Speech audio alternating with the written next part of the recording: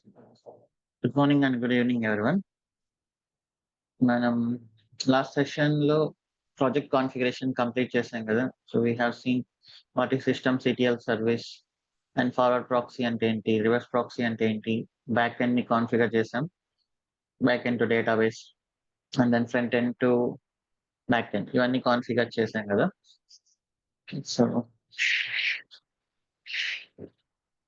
ఈరోజు ఇక మనం డిఎన్ఎస్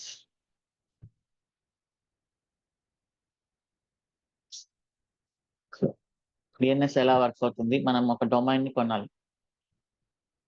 సో ఇవన్నీ చేద్దాం. మన ప్రాజెక్ట్ ని డిఎన్ఎస్ తో కాన్ఫిగర్ చేద్దాం. సో ప్రతి ఒక్కరికి ఒక డొమైన్ ఉండాలి ఖచ్చితంగా. మనం వెబ్సైట్స్ ని ఐపీ అడ్రస్ తో కాకుండా డొమైన్ నేమ్స్ తో యాక్సెస్ చేయాలి. లైక్ facebook.com, ఇవన్నీ ఎలా అయితే మనం డొమైన్ నేమ్స్ యూస్ చేసి చేస్తున్నామో అలానే మన అప్లికేషన్ ని కూడా మనం డొమైన్ నేమ్ యూస్ చేసి చేయాలి. Okay, so first let us configure once again. నేను డాక్యుమెంటేషన్కి వెళ్దాం. 3 సర్వర్స్ క్రియేట్ చేశాను. ఫస్ట్ డేటాబేస్ సర్వర్ చేస్తున్నాను.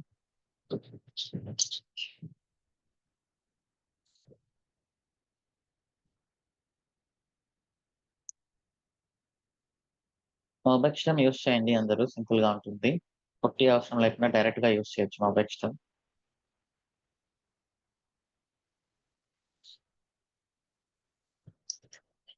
ఇక్కడ settings, configuration, SSL default login ని ఎనేబుల్ చేసుకోవచ్చు. లైక్ EC2-user, ఇదే కదా మన డిఫాల్ట్ లాగిన్ అన్నిటికీ. And SSH keep alive. So ఇది కానీ పెట్టారు అంటే మీ సెషన్ అనేది టైం అవుట్ అవ్వదు. సో ఇది కానీ చెక్ చేయకపోతే ఏమవుతుందంటే ఆఫ్టర్ 5 minutes మీరు ఆ 10 minutes లో ఫ్రీక్వెంట్ గా యూస్ చేయకపోతే 10 minutes మీరు అలా పక్కకి వెళ్ళి వచ్చేసరికి అది టైం అవుట్ అయిపోతుంది. మళ్ళీ రీసెట్ చేయాల్సి వస్తుంది. అంటే మళ్ళీ ఇంకొకసారి కనెక్ట్ అవ్వాలి. SSH కీప్ అలైవ్ పెట్టుకోండి. ఇక్కడ చూడండి ఏముందో messages. Send keep alive messages అంటే ఎవ్రీ 1 minute కి ఇది ఒక మెసేజ్ పంపిస్తూ ఉంటుంది అనమాట సర్వర్ కి, నేను లాగిన్ లోనే ఉన్నాను అని. Okay, so session SSH IP address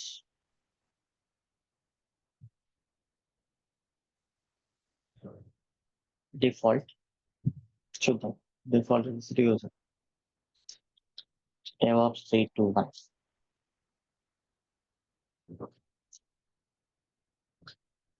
okay, sudo su hyphen మనం డేటాబేస్ ని ఇన్స్టాల్ చేద్దాం.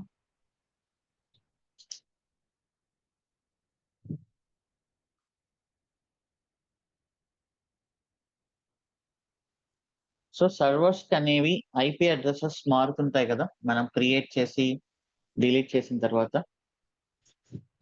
సో పబ్లిక్ ఐపీ అయితే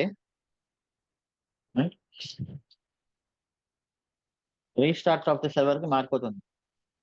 ఈ స్టాప్ చేసి స్టార్ట్ చేస్తే మారిపోతుంది.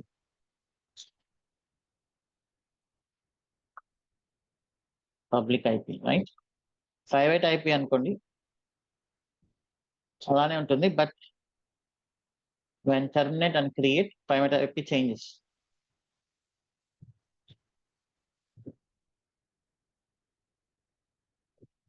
సో సిస్టమ్స్ కి ఎప్పుడైనా కూడా లైక్ హ్యూమన్స్ కి ఎప్పుడు కూడా ఐపీ అడ్రస్లు గుర్తుండవు.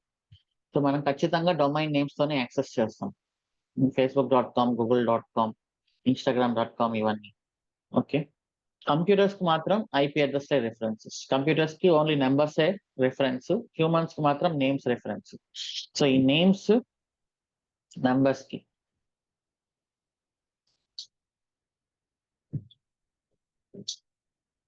Computers numbers right. సో ఇక్కడ మనం ప్రతిసారి ఐపీ అడ్రస్ ని కాన్ఫిగరేషన్ చేయాలి. ఫర్ ఎగ్జాంపుల్ బ్యాక్ ఎండ్ లో, సో ఇక్కడ ఉంది కదా back end system CTL service లో, ఇక్కడ మనం MySQL సర్వర్ ఐపీ అడ్రస్ ఇవ్వాలి. సో ఐపీ అడ్రస్ మారినప్పుడల్లా నేను మళ్ళీ ఇక్కడికి వచ్చి మళ్ళీ రీస్టార్ట్ చేయాలి. Okay, So whenever backend IP changes, I should edit systemctl file. systemctl file ని ఎడిట్ చేశారంటే తర్వాత డీమన్ రీలోడ్ చేయాలి. Demon reload and restart the service.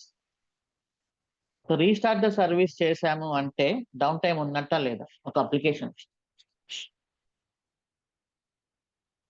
నేను ఒక ల్యాప్టాప్ ని రీస్టార్ట్ చేశాను అంటే ఒక 2 to 3 minutes డౌన్ ఉన్నట్టే కదా. అలానే మీరు ఎప్పుడైతే ఒక సర్వీస్ ని రీస్టార్ట్ చేస్తారో ఆ స్పెసిఫిక్ టైం అట్లీస్ట్ 1 minute కానీ 2 minutes కానీ, ఆ 1 minute 2 minutes లో మీ అప్లికేషన్ యొక్క బిజినెస్ పోయినట్లే. రైట్, ఫేస్బుక్ కానీ ఇన్స్టాగ్రామ్ కానీ ట్విట్టర్ కానీ 1 minute డౌన్ అయింది అంటే, ఆర్ AWS 1 minute డౌన్ అయింది అంటే there is lot of loss. చాలా లాస్ ఉంటుంది. అది ఫేస్బుక్ ఇన్స్టాగ్రామ్ కే కాదు, వాళ్ళతో అసోసియేట్ అయిన చాలా మంది థర్డ్ పార్టీస్ కూడా చాలా లాస్ ఉంటుంది. సో ఈ చిన్న రీజన్ వల్ల మనం రీస్టార్ట్ చేయడము, డౌన్ చేయడం ఇవన్నీ ఉండకుండా ఉండాలంటే we have to use DNS.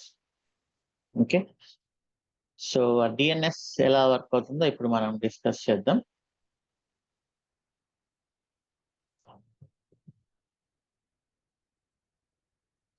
First database start చేద్దాం.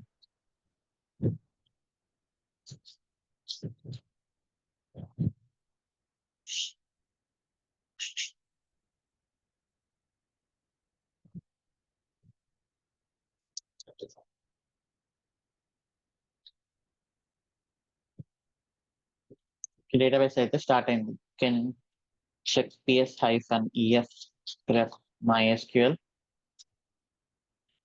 netstat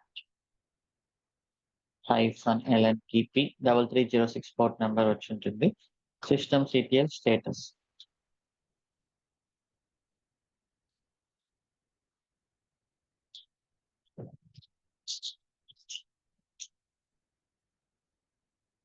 MySQL D. సో అన్ని రన్నింగ్ లో ఉన్నాయి.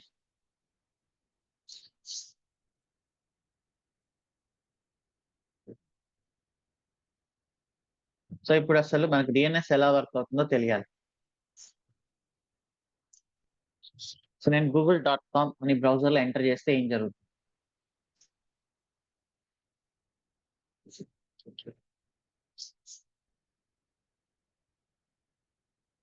Okay, so first browser.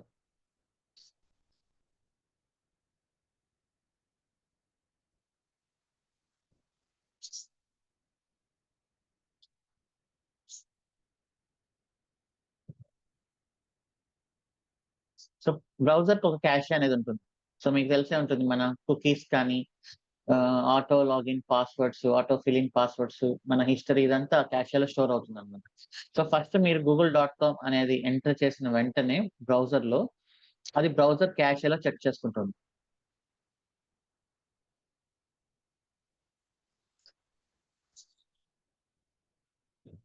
Okay, so నేను ఫస్ట్ టైం బ్రౌజర్ ఇన్స్టాల్ చేశాను అండ్ ఫస్ట్ టైం ల్యాప్టాప్ కొన్నాను అనుకుందాం. ఫర్ ఎగ్జాంపుల్ క్యాషేలో ఏముండదు కదా. క్యాషేలో ఏముండదు కాబట్టి నెక్స్ట్ రిక్వెస్ట్ ఓఎస్కి వెళ్తుంది.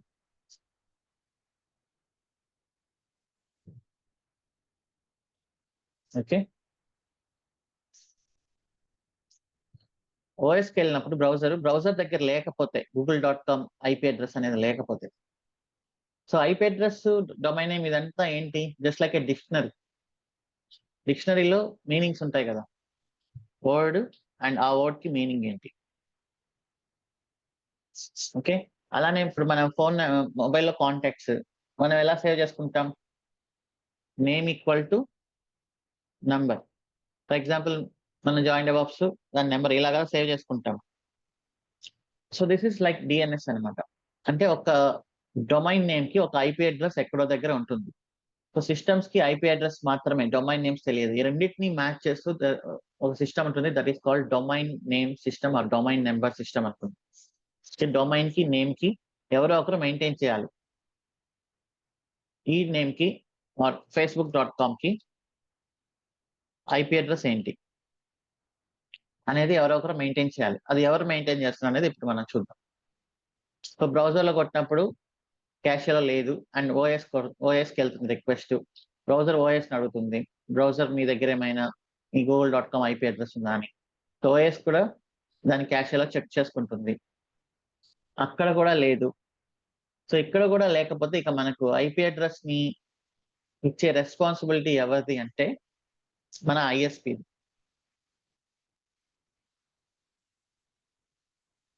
మనకి ఎవరైతే ఇంటర్నెట్ ఇస్తున్నారో లైక్ బిఎస్ఎన్ఎల్ గాని, ఎయిర్టెల్ గాని, జియో ఫైబర్ ఇవన్నీ. సో ఓఎస్ ఏం చేస్తదంటే ఐఎస్‌పీని అడుగుతుందన్నమాట. అంటే ఆ ఐఎస్‌పీలోంచి ఎవరో ఒకరు గూగుల్.కామ్‌ని సెర్చ్ చేసి ఉంటది కదా! మన పక్క హోమ్స్ కానీ ఇంకెవరైనా గూడా. సో ఐఎస్‌పీ కూడా దాని క్యాష్‌ని చెక్ చేసుకుంటుంది. ఐఎస్‌పీ సైడ్ ఒక కాంపోనెంట్ ఉంటుంది. So that is called DNS resolver. Okay. మన సిస్టమ్‌లో మనము కాన్ఫిగర్ చేసుంటాం ఐఎస్‌పీ డీటెయిల్స్ ఆటోమేటిక్‌గా. So ISP side DNS resolver అనే ఒక కాంపోనెంట్ ఉంటుందన్నమాట.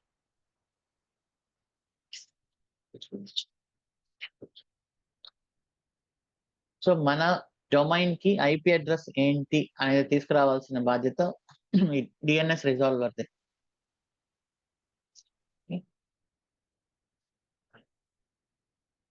సో దీనికి కూడా ఒక క్యాషే ఉంటుంది. ఇది కూడా క్యాషేలో చెక్ చేస్తుంది. అక్కడ కూడా లేదు అనుకోండి. సో ఇప్పుడు ఏం జరుగుతుంది?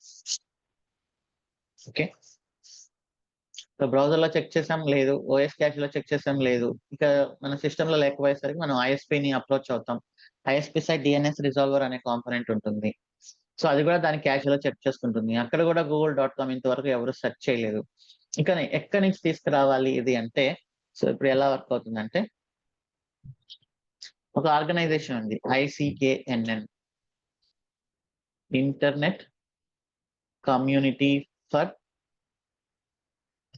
Assigned names and numbers. అంటే డీఎన్ఎస్‌ని మెయింటైన్ చేసే కమ్యూనిటీ అన్నమాట ఇది. Non profit organization internet corporation.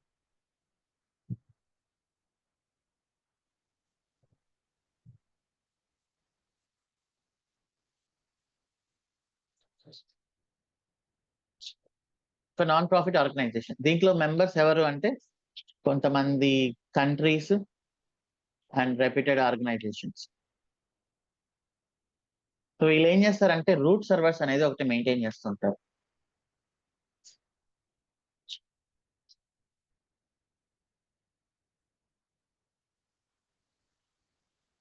Okay. Root servers wiki కొట్టారంటే మీరు. సో 13 రూట్ సర్వర్స్ ఉన్నాయన్నమాట. ఈ 13 రూట్ సర్వర్స్‌కి చూడండి ఎవరు మెయింటైన్ చేస్తున్నారు. There are 13 root servers in the world. Okay. ఇవి ఎక్కడెక్కడ ఉన్నాయనేది వీటి మ్యాప్ కూడా ఉంటుంది ఇక్కడ.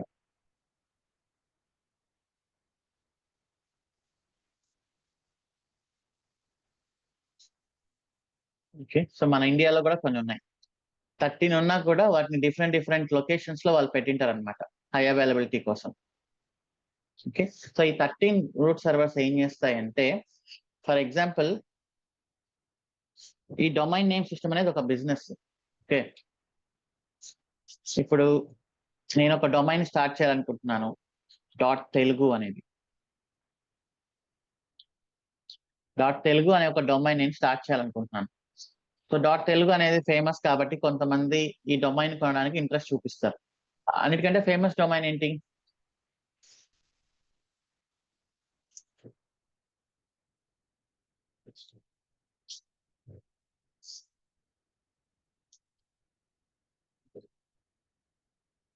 కామ్ కదా! సో వీటిని ఏమంటారంటే టాప్ లెవెల్ డొమైన్స్ అంటారు. ఓకే. సో తెలుగు, కామ్ ఇంకా ఏమున్నాయి? తెలుగు అనేది లేదు. ఇప్పుడే మనం స్టార్ట్ చేద్దాం.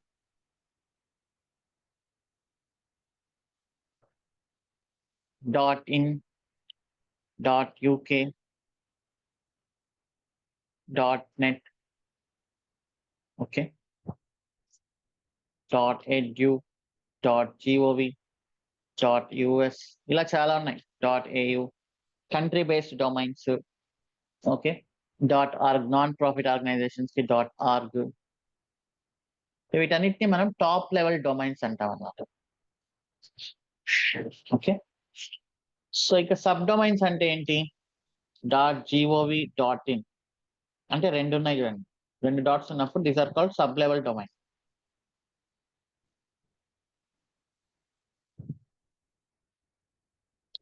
.co, .in అట్లా. సో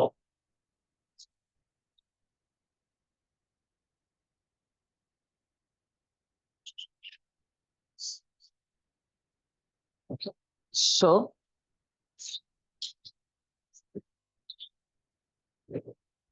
సో ఇక్కడ ఉంటాయి రికార్డ్స్ అన్ని. google.com ఐపీ అడ్రస్ ఏంటి అనేది google.com ని నేను ఎక్కడ కొనాలి? .com అనే వాళ్ళ దగ్గర కొనాలి.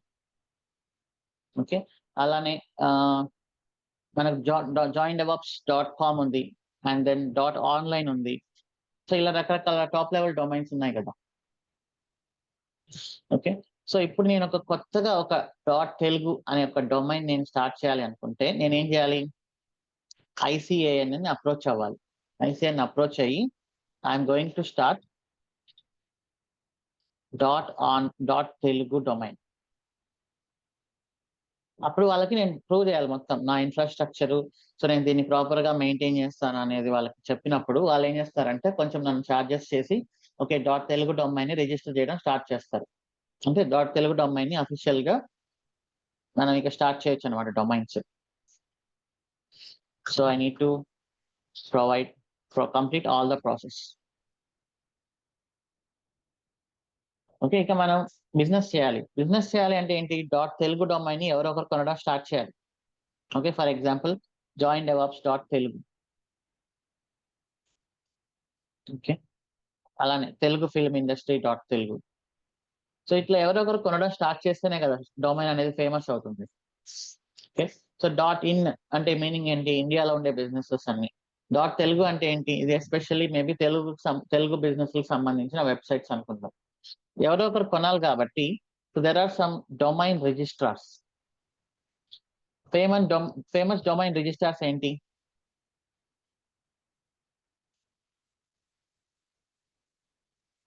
సో యూట్యూబ్ యాడ్స్ లో కూడా ఎక్కువ వస్తుంటాయి కదా. గోడాడీ, హోస్టింగర్ ఇలా చాలా ఉన్నాయి డొమైన్ రిజిస్టర్స్. ఈవెన్ AWS లో డొమైన్ బుక్ చేయొచ్చు, గూగుల్ క్లౌడ్ లో బుక్ చేయొచ్చు, అజూర్ లో బుక్ చేయొచ్చు. ఇలా అన్నిట్లో మనం డొమైన్స్ అనేది కొనుక్కోవచ్చు. సో వీళ్ళు ఎవరంటే మీడియేటర్స్, డొమైన్ రిజిస్టర్స్ అనేవాళ్ళు. వీళ్ళ దగ్గర మనం డొమైన్ కొనుక్కోవాలి.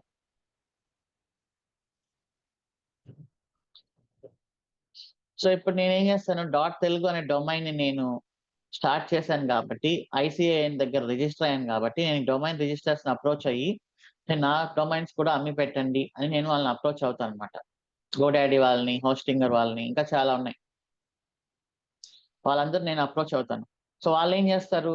మీరు ఎప్పుడైనా ఒక డొమైన్ సెర్చ్ చేయడం స్టార్ట్ చేశారనుకోండి, జాయిన్ డెవాప్స్ అని. సో వాళ్ళు దాన్ని ఏం చేస్తారు? చూపిస్తారు రిజల్ట్స్. joindevops.com not available.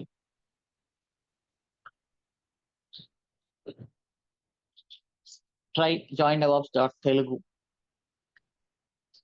అని వాళ్ళు చూపిస్తారు అక్కడ. సో బాగా పాపులర్ అయిపోయింది అనుకోండి .telugu అనేది. మనము తెలుగు స్టేట్స్ లోంచి సెర్చ్ చేస్తున్నప్పుడు వాళ్ళు బై డిఫాల్ట్ joindevops.telugu అనేది చూపిస్తారు. సో వీళ్ళు చూపిస్తేనే కదా మనకి మనీ వస్తుంది. మనం వాళ్ళకి చెప్తాం మీకు ఒక డొమైన్ అమ్మి పెడితే మీకు కొంచెం కమిషన్ ఇస్తామని. రైట్. నేను ఇప్పుడు కంప్లీట్లీ బిజినెస్ పర్స్పెక్టివ్ లో మాట్లాడుతున్నాను .telugu అనేది. సో వీళ్ళు ఏం చేస్తారు? ఎవరైనా ఫర్ ఎగ్జాంపుల్ joindevops.telugu అనేది బుక్ చేయడం స్టార్ట్ చేశారనుకోండి, వాళ్ళు మనీ పే చేసుకొని వాళ్ళు మనకి ఇన్ఫార్మ్ చేస్తారు. మనకు ఓకే సమ్వన్ రిజిస్టర్డ్ joindevops.telugu అనేది. ఓకే. సో ఇప్పుడు మనం ఏం చేద్దామంటే ఒక డొమైన్ ని రిజిస్టర్ చేద్దాం. సో హోస్టింగర్ అనే దాంట్లో చీప్ ఉంటాయి domains. Hostinger India. hostinger.in. So ఇప్పుడు మనం ఒక డొమైన్ బుక్ చేద్దాం. నేను TAWS 82S పేరుతో డొమైన్, మీ ఇష్టం వచ్చిన మీ నేమ్తో కూడా మీరు డొమైన్ కొనొచ్చు. ఓకే, మీరు దేనితో అయినా కొనండి, ఒక డొమైన్ బుక్ చేయండి. That can be anything, .com కానీ .online కానీ ఏదైనా. బట్ ఇక్కడ నేను ఏది చీప్ ఉంటుందో అది చూపిస్తాను. గోడావిడిలో కొంచెం ప్రైస్ ఎక్కువ ఉంటుంది. ఫర్ ఎగ్జాంపుల్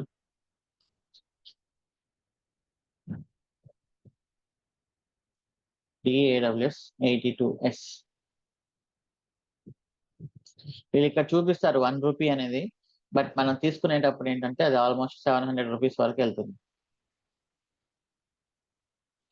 చూడండి, వీళ్ళు చూపించడమే ఎంత ఉంది, 229 ఉంది.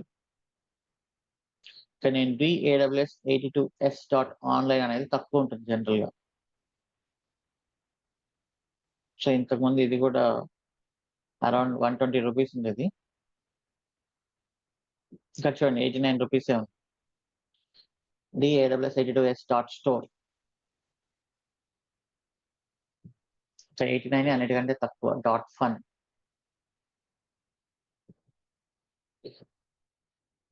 మీరు ఎనీ డొమైన్, మీ నేమ్ పైన అయినా బుక్ చేయండి, మీ ఫ్యామిలీ నేమ్ అయినా ఏదైనా ఒకటి బుక్ చేయండి. ఫర్ ఎగ్జాంపుల్ నేను ఇది బుక్ చేస్తున్నాను, TAWS82S.online.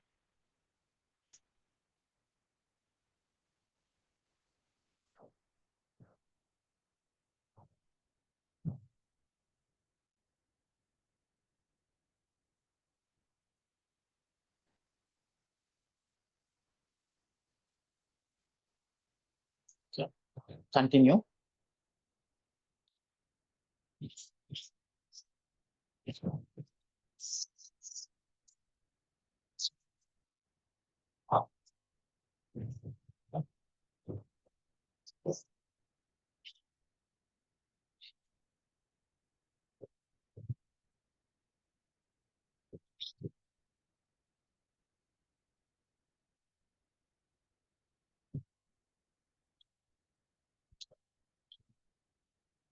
జీమెయిల్ తో లాగిన్ అవుతున్నా.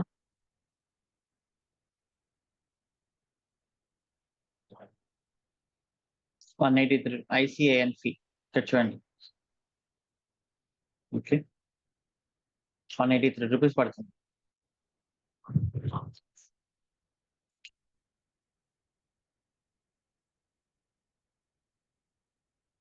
కంటిన్యూ. స్టేట్. కంటిన్యూ. మీరు ఇక యూపీఐ పేమెంట్ చేయొచ్చు డైరెక్ట్ గా, మళ్ళీ ట్యాక్సెస్.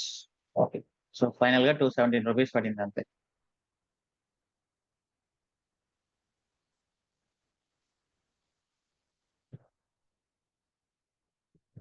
ఒక్క నిమిషం, నేను ఫోన్ చూస్తున్నాను.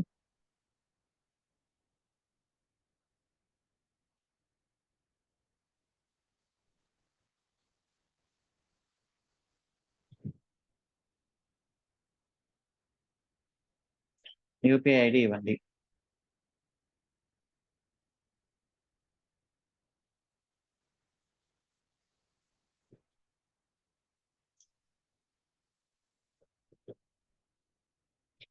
సో అక్కడ వాళ్ళు ఏంటంటే చూడండి, వాళ్ళు చూపించడమేమో 3438 దాకా చూపిస్తారు, బట్ అంత ఛార్జ్ చేయరు అనమాట. వాళ్ళు ఛార్జెస్ చేసేది మాత్రం 217. అటు వాళ్ళు అంత చూపిస్తారు, ఎందుకంటే ఇది ఆటో పే అనమాట, నెక్స్ట్ ఇయర్ కూడా కలిపి చేస్తున్నట్లు.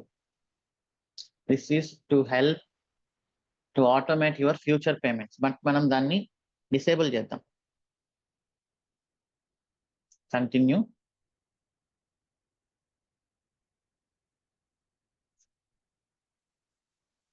ఫస్ట్ ఇయర్ కి తక్కువ, సెకండ్ ఇయర్ కి చాలా ఎక్కువ ఉంటుంది. మళ్ళీ మీరు ఒకవేళ పర్మనెంట్ డొమైన్స్ కొనాలి అనుకుంటే, మీరు దాన్ని మెయింటైన్ చేయాలి అనుకుంటే గోడాడీ దగ్గర కొనండి. ఓకే,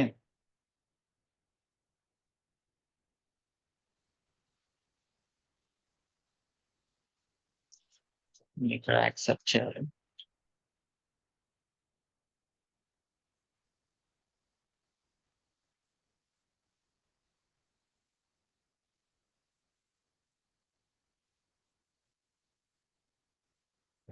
నన్ను మొబైల్ ఓపెన్ చేసి యాక్సెప్ట్ చేస్తున్నా పేమెంట్ రిక్వెస్ట్.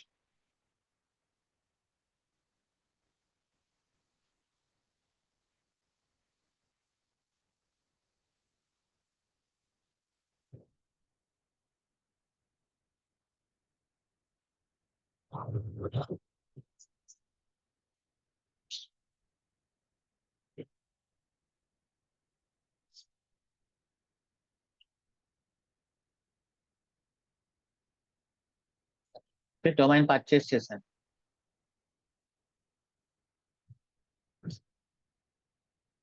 వీళ్ళు చూడండి, వీళ్ళు ఇన్ఫార్మ్ చేస్తున్నారు అనమాట. డాట్ ఆన్లైన్ అనే టిఎల్డికి ఎవరైతే డాట్ ఆన్లైన్ అనే టిఎల్డిని మెయింటైన్ చేస్తున్నారో వాళ్ళకి ఇన్ఫార్మ్ చేస్తున్నారు.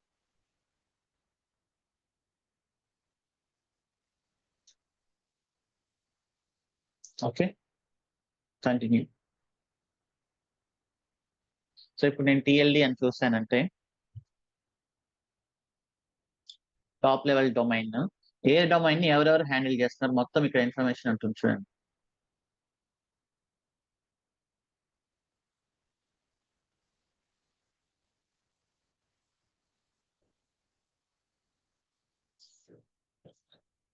TLD list.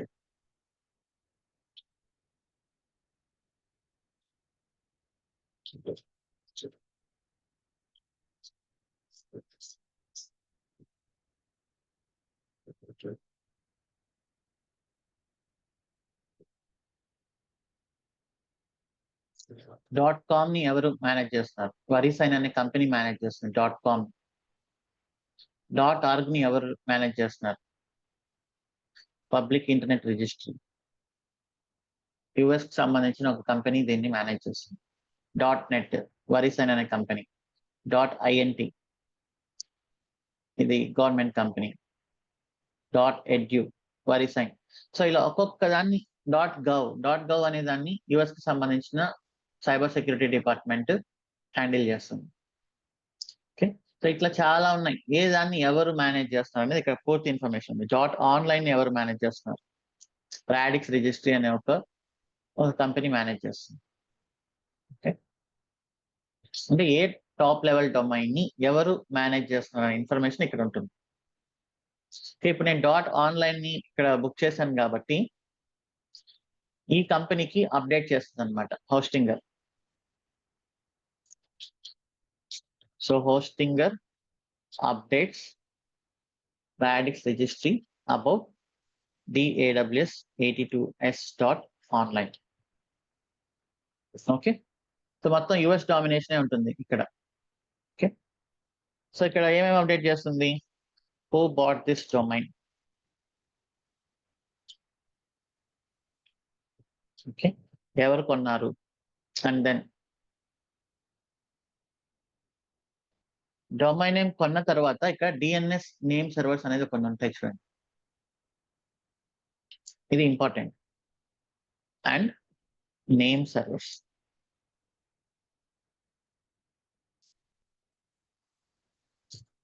నేమ్ సర్వర్స్ అంటే ఏంటి అనేది వస్తుంది.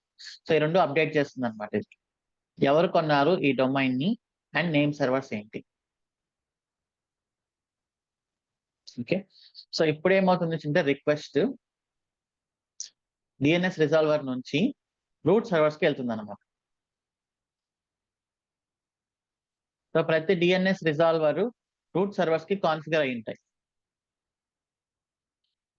ఈ 13 రూట్ సర్వర్స్ లో ఏది దగ్గర ఉంటే దానికి వెళ్తుంది రిక్వెస్ట్.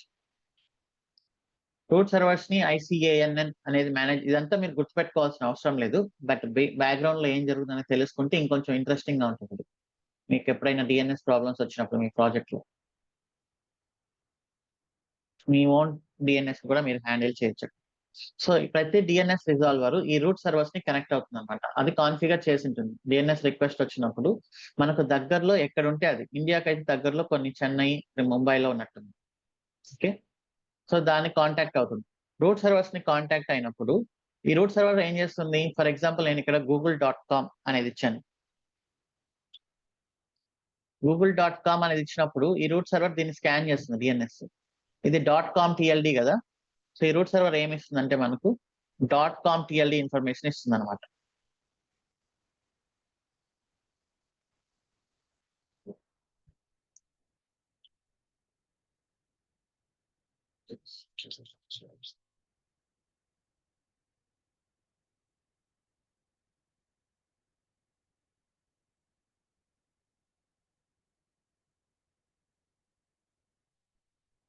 సో నేను ఒక టీఎల్డీని బుక్ చేసేటప్పుడు ఏం చేశాను? ఐసీఐఎన్ దగ్గర రిజిస్టర్ అయ్యాను కదా! నా డీటెయిల్స్ మొత్తము. అలానే డాట్ కామ్ వాళ్ళు కూడా ఐసీఐఎన్ దగ్గర రిజిస్టర్ అయి ఉంటారు.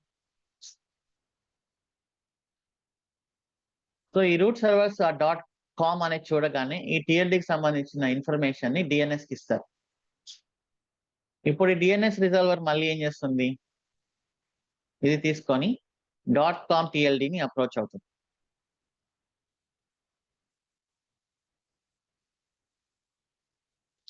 డాట్ కామ్ టీఎల్డీ దగ్గర ఏమున్నాయి? డాట్ కామ్ టీఎల్డీ దగ్గర ఏం ఇన్ఫర్మేషన్ ఉంది? ఎవరు కొన్నారు అండ్ నేమ్ సర్వర్స్. సో ఇది ఏమిస్తుంది ఇప్పుడు? నేమ్ సర్వర్స్ ఇస్తుంది. ఈ డిఎన్ఎస్ రిజాల్వర్ మళ్ళీ ఏం చేస్తుంది? కొంచెం కన్ఫ్యూజన్ గా ఉంటుంది. బట్ ఫైనల్ గా ఒకసారి మళ్ళీ రిపీట్ చేసినప్పుడు క్లారిటీ వస్తుంది.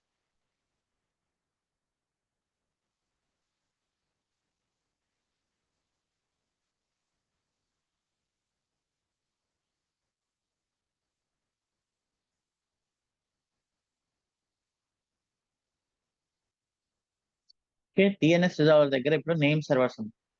ఇప్పుడు ఈ డిఎన్ఎస్ ఏం చేస్తుందంటే మళ్ళీ ఈ నేమ్ సర్వర్స్ ని అప్రోచ్ అవుతుంది.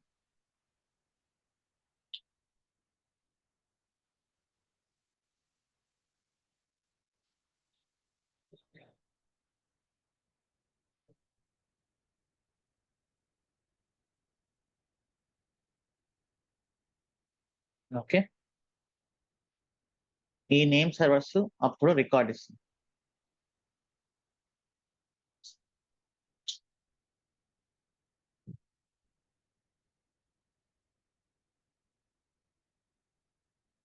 సో నేమ్ సర్వర్ అంటే ఏంటి అంటే who manages this domain.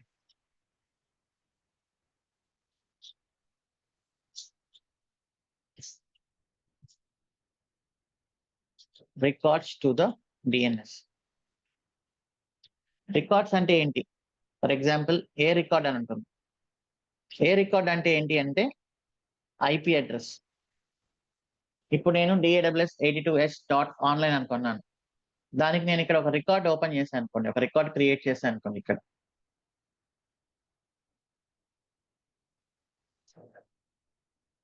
So ఇవి నా నేమ్ సర్వర్స్. యాడ్ రికార్డ్ అని ఉంది కదా, ఇక్కడ టైప్ ఏ.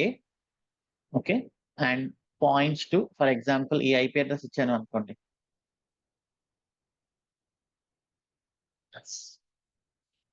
ఇప్పుడు ఏంటి మీనింగ్?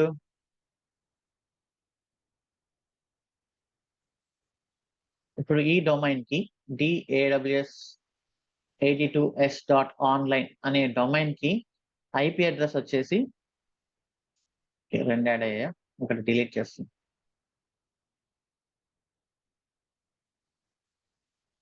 ఐపీ అడ్రస్ వచ్చేసి ఇది.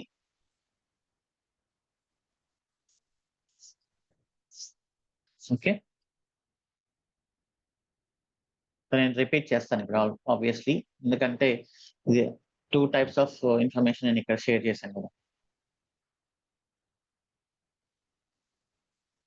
ఓకే, సో నేమ్ సర్వర్స్ అంటే ఏంటి అంటే ఎవరైతే ఆ డొమైన్ ని మేనేజ్ చేస్తున్నారో వాళ్ళ నేమ్ సర్వర్స్ ఉంటాయి. ఓకే, ఇప్పుడు ఈ డొమైన్ ని మేనేజ్ చేసేది ఎవరు?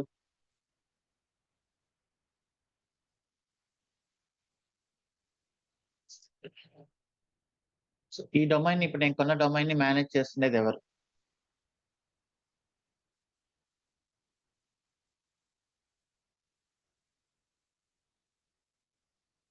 హోస్టింగర్. నాకు ఐపీ అడ్రస్ లో ఏమైనా చేంజెస్ వస్తే నేను ఎక్కడ అప్డేట్ చేయాలి?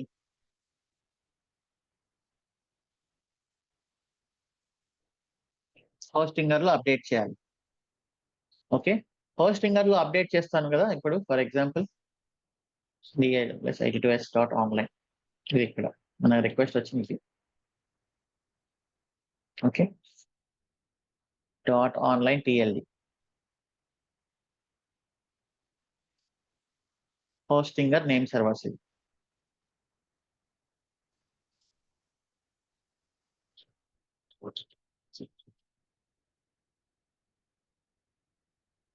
ఓకే.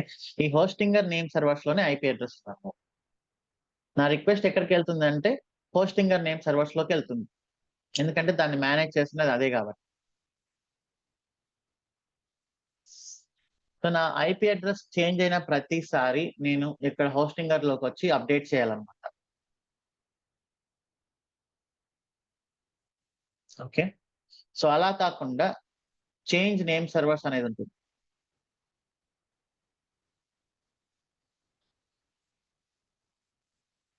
ఈమెయిల్ వెరిఫై చేయాలంట.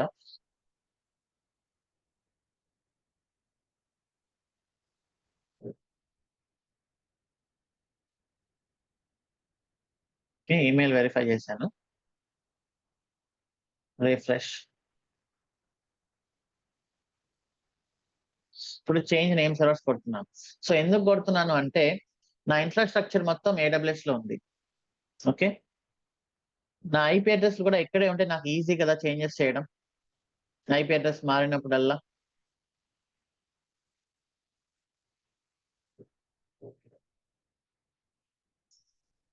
రైట్. రేపు పొద్దున ఏంటంటే మనకు చాలా సర్వర్స్ క్రియేట్ అవుతాయి. ఐపీ అడ్రస్లు అనేది చాలా వస్తుంటాయి. చాలా చేంజెస్ జరుగుతూ ఉంటాయి. నేను ప్రతిసారి వెళ్లి హోస్టింగర్ లోకి వెళ్లి అప్డేట్ చేయడం కష్టం.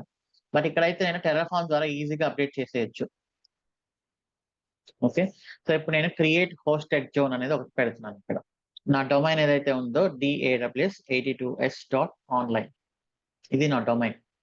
సో దీంతో నేను ఒకటి క్రియేట్ చేస్తున్నాను హోస్టెడ్ జోన్ అనేది. ఓకే. సో ఇక్కడ నేను రికార్డ్స్ మెయింటైన్ చేయాలి. ఇక్కడ ఉన్నాయి చూడారా నేమ్ సర్వర్స్. ఈ నేమ్ సర్వర్స్ ని తీసుకెళ్ళి నేను ఇక్కడ అప్డేట్ చేయాలి. హోస్టింగర్ లో చేంజ్ నేమ్ సర్వర్స్.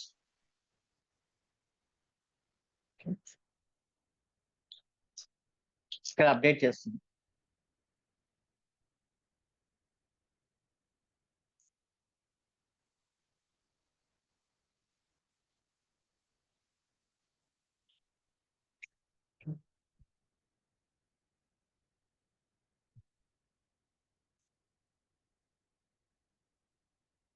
ఇది ఏడబ్ల్యూఎస్ వాళ్ళు ఇచ్చినవి. ఓకే. సో వీళ్ళు ఏమంటున్నారు 24 hours టైం పడుతుంది అంటారు.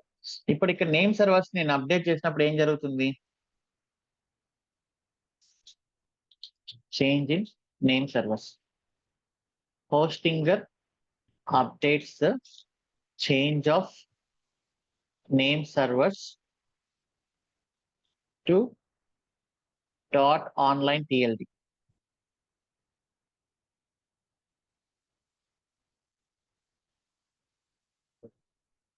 ఓకే. సో నేమ్ సర్వర్స్ ని చేంజెస్ చేశాను కాబట్టి ఇది హోస్టింగర్ రెస్పాన్సిబిలిటీ. హోస్టింగర్ దాన్ని .online TLD కి అప్డేట్ చేయాలి. సో ఇప్పుడు నా డొమైన్ ని మేనేజ్ చేస్తున్నది ఎవరు?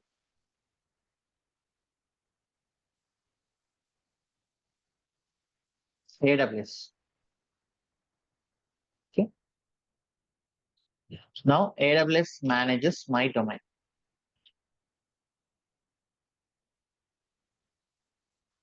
ఓకే. ఇప్పుడు నేను రికార్డ్స్ ని డైరెక్ట్ గా AWS లోనే క్రియేట్ చేయొచ్చు. దీనికి కొంచెం టైం పడుతుంది. 24 hours పడుతుంది పూర్తిగా చేంజ్ అవ్వడానికి అటు సైడ్. ఓకే. అథారిటీ ఇక్కడ చూడండి. 2 రకాల name servers and authority. Authority అనేది AWS తో ఉంది ఇప్పుడు. You can see AWS. Name servers అనేవి ఉన్నాయి. AWS name servers. సో ఇప్పుడు బ్యాక్ టు అవర్ రిక్వెస్ట్. మళ్ళీ ఒకసారి పూర్తిగా మనం డిస్కస్ చేద్దాం. బ్రౌజర్ క్యాష్లో లేదు. ఓఎస్ క్యాష్లో లేదు. ఐఎస్పికి వెళ్తుంది. డిఎన్ఎస్ రిజాల్వర్ దాని క్యాష్లో కూడా లేదు. రూట్ సర్వర్స్ ని అప్రోచ్ అవుతుంది .online అనేది. సో .online TLD దగ్గరికి వెళ్ళినప్పుడు ఇప్పుడు ఏ నేమ్ సర్వర్స్ ఇస్తుంది ఇది పూర్తిగా అప్ అయిన తర్వాత?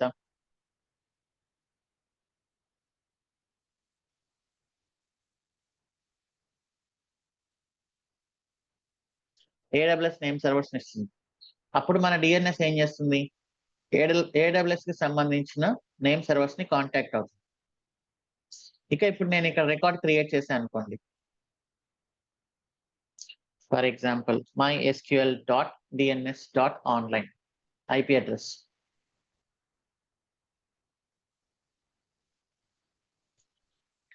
టీటీఎల్ అంటే టైమ్ టు లీవ్ 1 సెకండ్ క్యాషే లాగా అనమాట. Create records.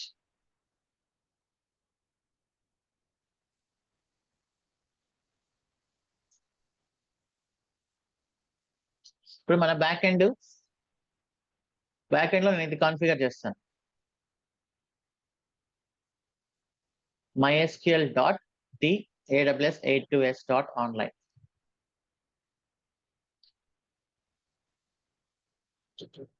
So back end database ని రీచ్ అయ్యేటప్పుడు ఏం జరుగుతుంది? ఈ రిక్వెస్ట్ వస్తుంది. సో ఇప్పుడు ఏం చేస్తుంది బ్యాక్ ఎండ్? డిఎన్ఎస్ రిజాల్వర్ లోంచి .online TLDకి రిక్వెస్ట్ వెళ్తుంది. ఈ .online TLD ఏం చేస్తుంది? Provides name servers daws82s.online. ఈ నేమ్ సర్వర్స్కి వెళ్ళిన తర్వాత సో ఇక్కడ ఏం చేస్తుంది? ఇది ఏ రికార్డ్ ని చూస్తుంది? mysql.daws82s.online ఏ రికార్డ్. సో ఈ ఏ రికార్డ్ లో ఏదైతే ఐపీ అడ్రస్ ఉందో అది ప్రొవైడ్ చేస్తుంది అనమాట. సో రికార్డ్ టైప్స్ ఉన్నాయి ఇక్కడ.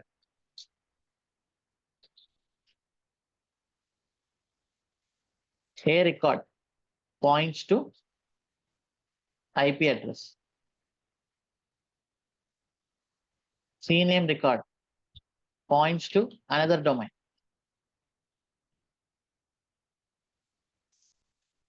నేను రీడైరెక్ట్ చేయొచ్చు ఇంకొక డొమైన్ కి రిక్వెస్ట్. అలానే ఎంఎక్స్ రికార్డ్స్ మెయిల్ కి సంబంధించిన రికార్డ్స్. ఫర్ ఎగ్జాంపుల్ ఇప్పుడు మీకు info@joindevops.com ఉంది కదా. సో దీనికోసం జీమెయిల్ వాడుతున్నాం అనమాట. సో అది జీమెయిల్ రికార్డ్స్ చూపిస్తుంది. అలానే టీఎక్స్టీ రికార్డ్స్ డొమైన్ ఓనర్షిప్ ని వాలిడేట్ చేసేప్పుడు.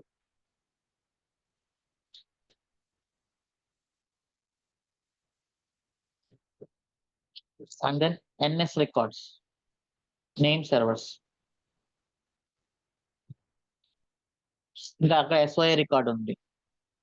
Who is the authority of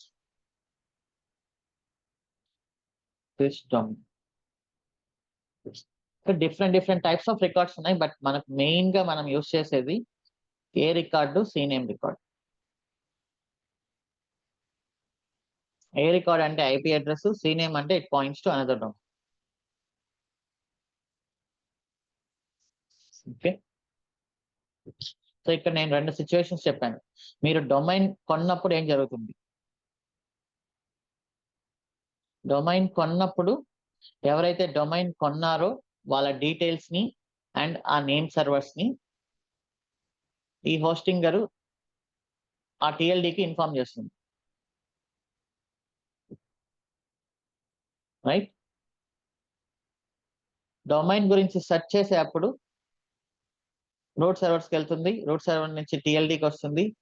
ఈ టిఎల్డి ఇన్ఫర్మేషన్ టిఎల్డిని అప్రోచ్ అయినప్పుడు నేమ్ సర్వర్స్ ప్రొవైడ్ చేస్తుంది. మనం ఈ నేమ్ సర్వర్స్ ని ప్రొవైడ్ చేస్తే మనకు ఐపీ అడ్రస్ అనేది వస్తుంది. సో ఇక్కడ నేను టోటల్ గా 3 చెప్పాను. What happens when we book domain.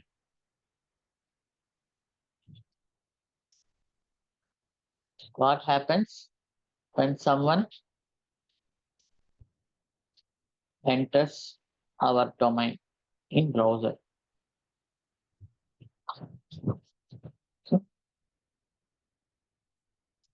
How to become TLD. Just ఒక theoretical process.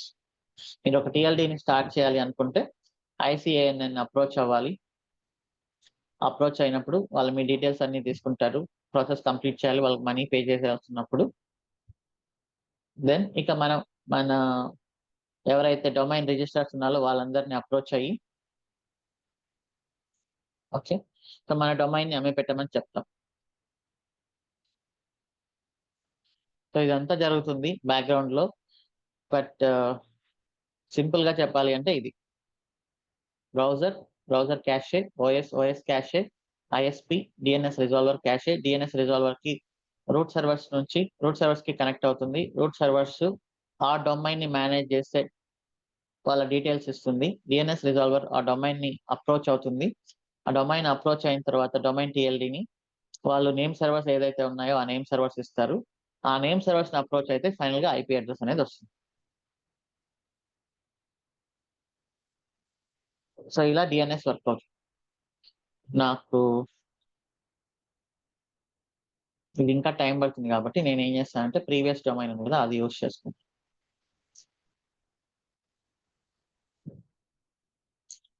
mysql.daws82s.online IP address.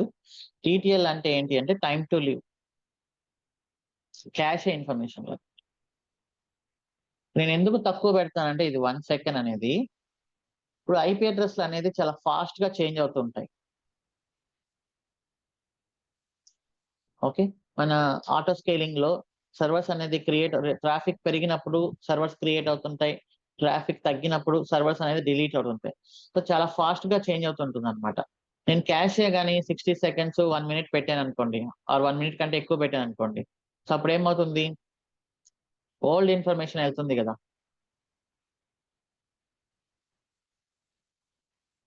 Okay. నేను తక్కువ పెట్టాను అనుకోండి, డైనమిక్ ఎన్విరాన్మెంట్ చాలా ఫాస్ట్ గా చేంజ్ అయ్యే డొమైన్స్ ఉన్న దగ్గర ఇది యూజ్ అవుతుంది. సో నేను టీటీఎల్ అనేది 1 పెట్టాను. ఓకే. సో ఇప్పుడు ఇది నా డొమైన్ mysql.daws82s.online. సో ఇప్పుడు నేను ఏం చేయాలంటే బ్యాక్ ఎండ్ సర్వర్ లో ఈ డొమైన్ ని కాన్ఫిగర్ చేయాలి.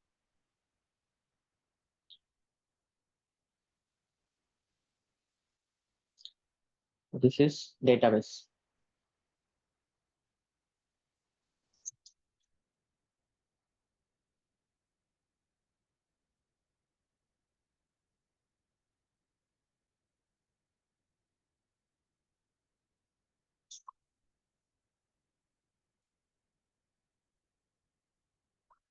డొమైన్ అప్డేట్ అయిందా లేదా తెలుసుకోవాలంటే ఒక కమాండ్ ఉంది. ns lookup dot mysql.daws81s.online. Domain update అయిందా? 172.31.82.120 అప్డేట్ అయింది కదా, 82.120.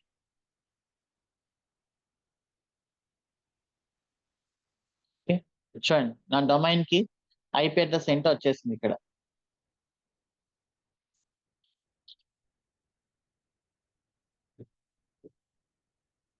సో ఇప్పుడు మనం ఇది కాన్ఫిగర్ చేద్దాం. Back end.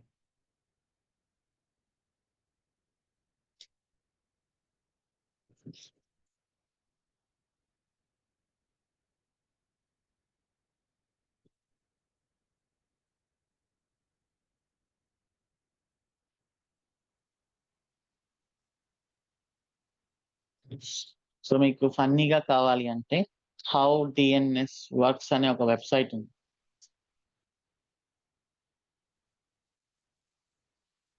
How DNS dot works.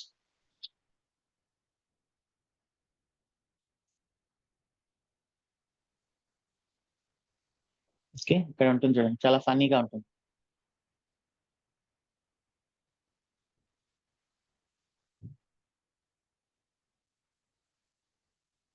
So ఇది ఒకసారి చెక్ చేయండి.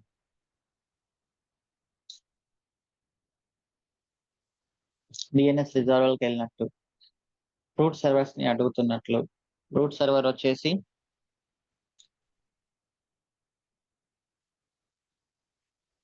టిఎల్డి ఇన్ఫర్మేషన్ ఇస్తున్నట్లు,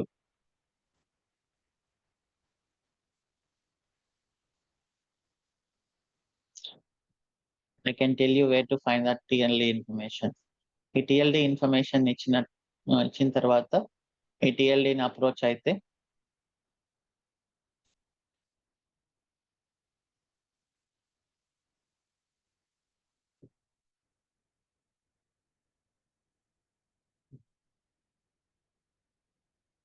ఈ టీఎల్డీ నేమ్ సర్వర్స్ ఇన్ఫర్మేషన్ ఇస్తున్నట్లు ఈ నేమ్ సర్వర్స్ ని అప్రోచ్ అయితే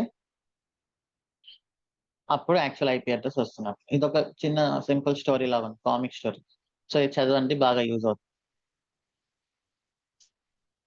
నేను ఏదైతే ఎక్స్ప్లెయిన్ చేస్తానో అలా అంత ఒక ఫన్నీ వేలో ఉంటుంది. How DNS dot works. Okay,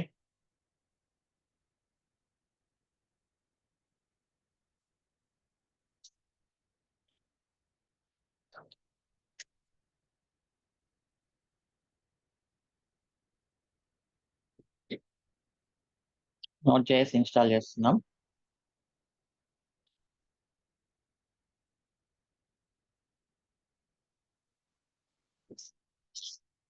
expense user add చేశాను, డైరెక్టరీ క్రియేట్ చేశాను, అండ్ మన టెంప్ ఫోల్డర్ లోకి అప్లికేషన్ డౌన్లోడ్ చేశాను.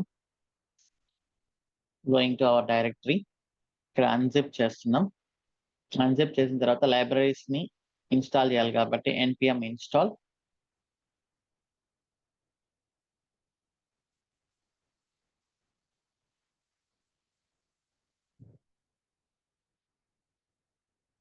systemctl సర్వీస్ క్రియేట్ చేస్తున్నాం. ఇక్కడ వచ్చేసి ఇక మనం we will give our IP address. Sorry, I will give our domain. mysql.daws81s.online. 82s.online అనేది ఇంకా పూర్తిగా రిజిస్టర్ అవ్వలేదు.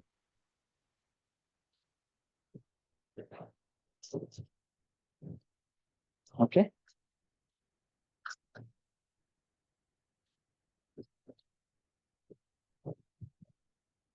డీమాన్ రీలోడ్ తర్వాత స్టార్ట్ చేస్తున్నాం, ఎనేబుల్ చేస్తున్నాం. బట్ ఇది ఫెయిల్ అయి ఉంటుంది, ఎందుకంటే మనం డేటాబేస్ లో ఏమి స్కీమాస్ కానీ టేబుల్స్ కానీ క్రియేట్ చేయలేదు కాబట్టి. సో ఇప్పుడు MySQL కమాండ్ లైన్ ఇన్స్టాల్ చేసి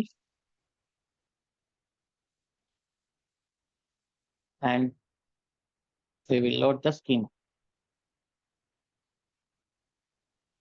సో ఇక ఐపీ అడ్రస్ బదులు ఇక్కడ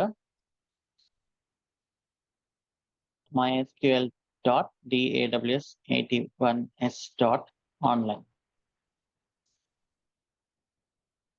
ఓకే, సో ఇప్పుడు ఒకసారి రీస్టార్ట్ చేయండి.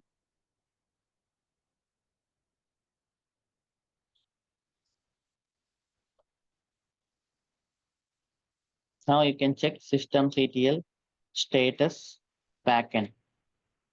netstat -lntp 8080 ఓపెన్ అయింది. ps-ef grep node మన ఎక్స్పెన్స్ రన్ అవుతుంది.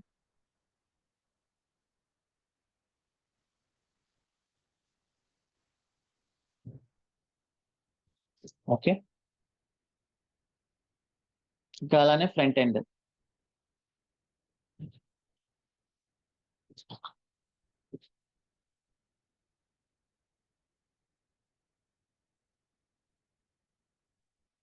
సో ఇది back end, front end server.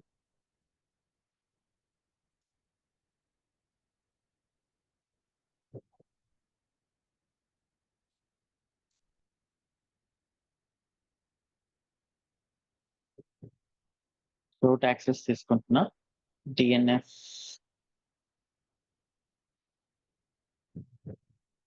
Install Nginx ని ఇన్స్టాల్ చేస్తున్నాం.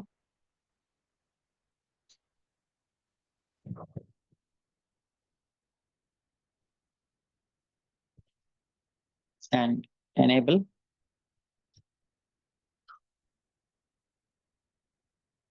start డిఫాల్ట్ ఉండే కంటెంట్ ని రిమూవ్ చేస్తున్నాం. మన వెబ్సైట్ ని టెంప్ లోకి డౌన్లోడ్ చేస్తున్నాం. And then default Nginx HTML directory లోకి వెళ్ళి ఇక్కడ అన్జిప్ చేస్తుంది. అన్జిప్ చేసి కాన్ఫిగరేషన్ ఏంటి ఇది. నేను ఇక్కడ ఏమని మెన్షన్ చేయాలి ఇక్కడ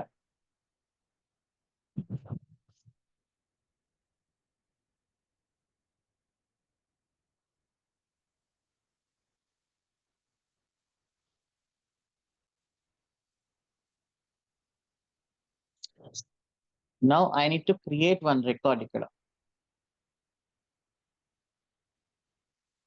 backend dot taws81s dot online అదేంటి ఇది వన్ అని మెన్షన్ చేస్తున్నాం. ఇమీడియట్ గా రిఫ్లెక్ట్ అవుతుంది.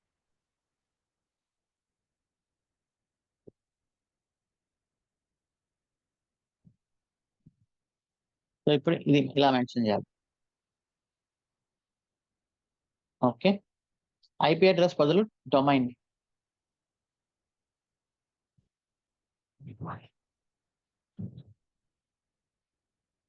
ఓకే,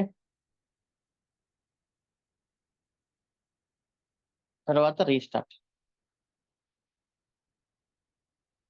ఇప్పుడు netstat-lntp port number 80 is opening. System CTL status Nginx. running. Okay, ఇప్పుడు నేను నా వెబ్సైట్ ని ఓపెన్ చేయాలి అంటే ఎలా? ఐపీ అడ్రస్ అనేది ఇవ్వకుండా I can give frontend.taws81s dot online కదా. బట్ జనరల్ గా ఏం చేస్తుంటారు, మనం పబ్లిక్ ఇచ్చే వెబ్సైట్స్ ఎప్పుడైనా కూడా మీరు onlinesbi.com అలా చూసింటారు తప్ప frontend.onlinesbi.com, frontend.hdfcbank.com, frontend.google.com అలా చూడరు కదా. సో మనం పబ్లిక్ ఇచ్చే ఐపీ అడ్రస్ ఎప్పుడు కూడా డైరెక్ట్ ఇలా ఇచ్చేస్తాం, taws81s dot online. ఇప్పుడు నేను ఇక్కడ ఏ ఐపీ అడ్రస్ ఇవ్వాలి, public IP or private IP?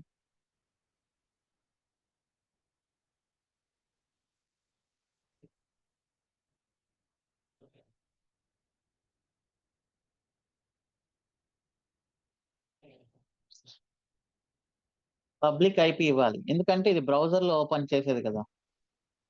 So I'm taking front end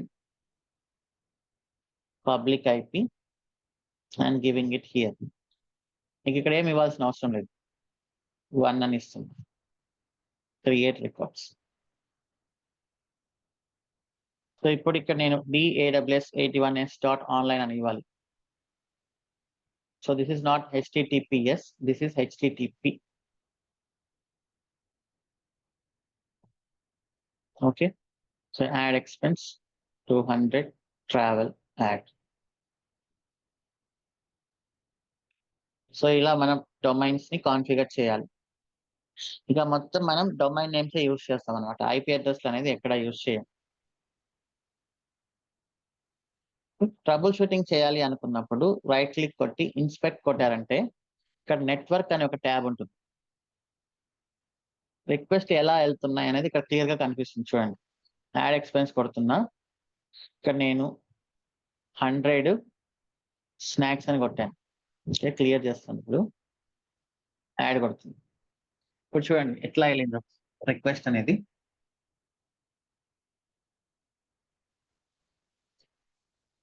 ఇలా వెళ్ళింది కదా.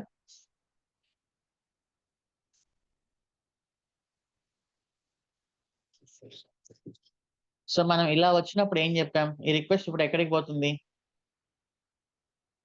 Nginx కే కదా పోతుంది. ఇది taws81s dot online. మనం దేనికి పాయింట్అవుట్ చేసాం, ఫ్రంట్ ఎండ్ సర్వర్ కదా పాయింట్అవుట్ చేసాం. ఈ ఫ్రంట్ ఎండ్ సర్వర్కి వెళ్ళినప్పుడు ఇక్కడ రిక్వెస్ట్ ఏమని ఉంది, ఇక్కడ ఎవరైనా కానీ /API అని సెర్చ్ చేస్తే, మనం /API అని కానీ రిక్వెస్ట్ వస్తే అది ఎక్కడికి వెళ్తుంది,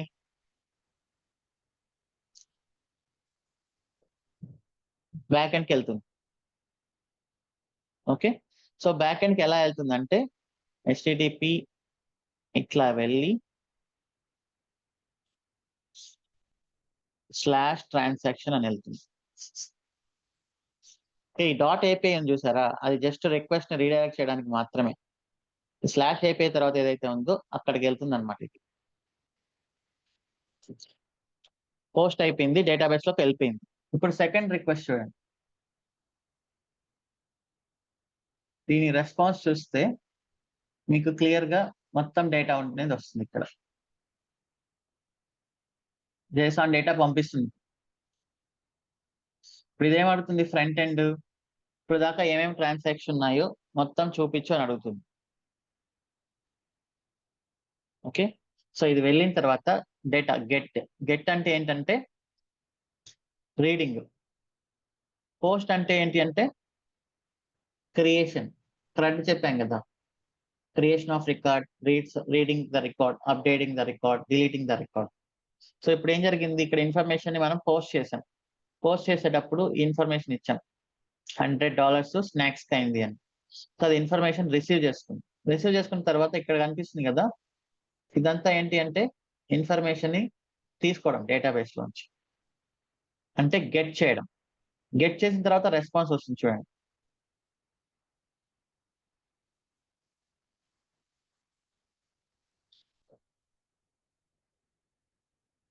ఓకే, సో ఇక్కడ /API అని ఉంటేనే బ్యాక్ ఎండ్కి వెళ్తుంది రిక్వెస్ట్. సో ఇక్కడ వచ్చే రిక్వెస్ట్లు అన్నిటినీ స్కాన్ చేస్తుంది మనకు ఎంజినిక్స్. స్కాన్ చేసి బ్యాక్ ఎండ్కి పంపిస్తుంది.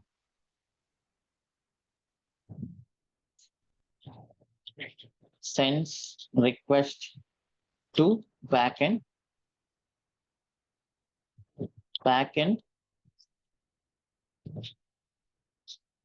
Response with data. Okay, so ఇక్కడ నుంచి వచ్చిన ఈ డేటా ఏదైతే ఉందో ఈ డేటాని ఇది ఇక్కడ నీట్ గా టేబులర్ ఫార్మాట్ లో పెట్టి చూపిస్తుంది.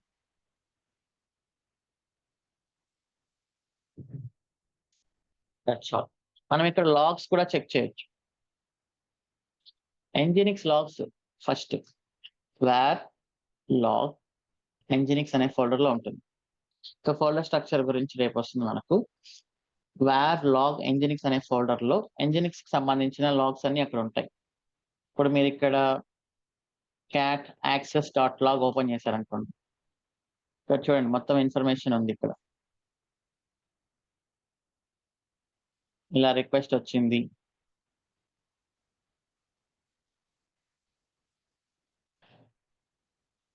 ఈ గెట్ ఏంటి, పోస్ట్ ఏంటి, ఇవన్నీ మనం వస్తుంది రేపు సెషన్. అలానే back end cd var /log అనే ఫోల్డర్ లోకి వెళ్తుంది. ఇక్కడ మనకు మెసేజెస్ అనేది ఒక ఫైల్ ఉంటుంది చూడండి, క్యాట్ మెసేజెస్ అని చూసారనుకోండి, ఇక్కడ వచ్చింది చూడండి ఇన్ఫర్మేషన్ మొత్తం.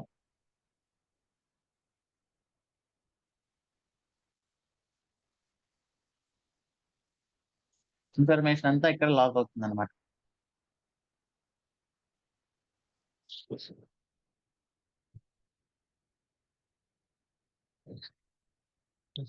సో జనరల్ గా ఏదైనా ట్రబుల్ షూటింగ్ వచ్చినప్పుడు మనం ఫస్ట్ ఇక్కడ చెక్ చేస్తాం రిక్వెస్ట్లు ఎలా వెళ్తున్నాయి అనేది నెట్వర్క్ ట్యాబ్ లో. ఓకే, ఇప్పుడు నేను డిలీట్ చేశాను అనుకోండి, మొత్తం డిలీట్ అవుతాయి.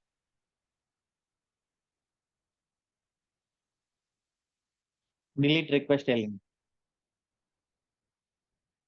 సో ఇక్కడ చెక్ చేసుకుంటాం రిక్వెస్ట్ ఎలా వెళ్తుంది, రెస్పాన్స్ ఎలా వస్తుంది అనేది. ఓకే, అండ్ ఇక్కడ నుంచి ఇక ఏదైనా ప్రాబ్లం ఉంటే మెసేజెస్ చెక్ చేస్తాం, Nginx log and messages. Okay, so ఇక్కడ మనకు తెలిసిపోతుంది అనమాట ఎక్కడ ఏది ఫెయిల్ అవుతుంది అనేది.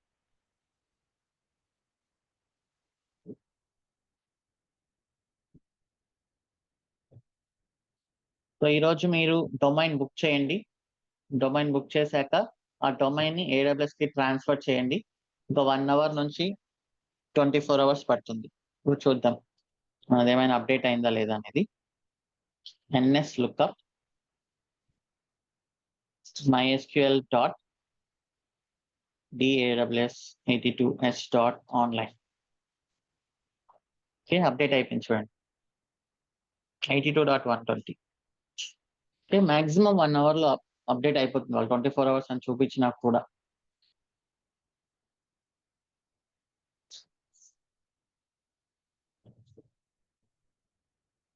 డొమైన్ ని హోస్టింగర్ లో బుక్ చేయండి. బట్ మీరు పర్మనెంట్ గా డొమైన్ కావాలి అనుకున్నారు అనుకోండి, అప్పుడు హోస్టింగర్ నెక్స్ట్ ఇయర్ ఛార్జెస్ సావగొట్టేస్తుంది. మీరు ఇక్కడ ఇంకోటి చేయాలి. ఆటో అలా నాకు ఒకసారి 5,000 రూపీస్ ఎక్స్ట్రా పడింది. సబ్స్క్రిప్షన్ లోకి వెళ్ళి ఆటో రెన్యువల్ ఆన్ ఉంది చూడండి, దీన్ని మీరు ఆఫ్ చేయాలి. రెన్యువల్ ప్రైస్ ఎంత ఉంది ఇక్కడ డొమైన్ కి? 5,000 ఉంది next year. లైనస్ Singapore company domain. దీన్ని చూడండి నెక్స్ట్ ఇయర్ 3,000 రూపీస్ పడుతుంది.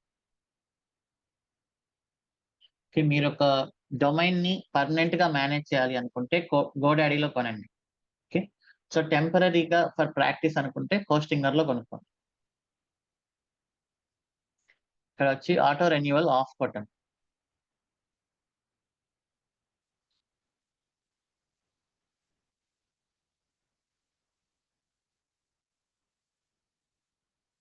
ఓకే, ఆటో రెన్యువల్ ఆఫ్ కొడితేనే మీకు నెక్స్ట్ ఇయర్ ఛార్జెస్ అనేది పడవు. లేకపోతే వాళ్ళు ఆటోమేటిక్ గా 3,000 రూపీస్ కట్ చేస్తారు.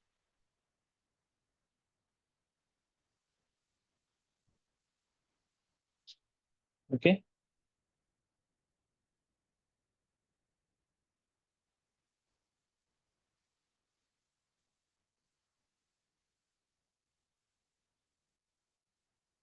yeah, let us take a 5 minutes break and then we'll discuss on another concept.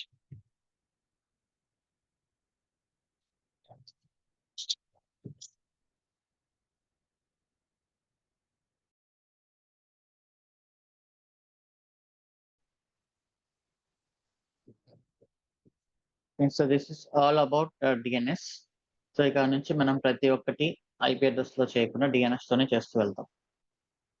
Okay, and రేపు మనం లోడ్ బ్యాలెన్సింగ్ గురించి డిస్కస్ చేస్తాం. బట్ దానికంటే ముందు ఈ రోజు సెషన్ లో ఒక చిన్న topic, like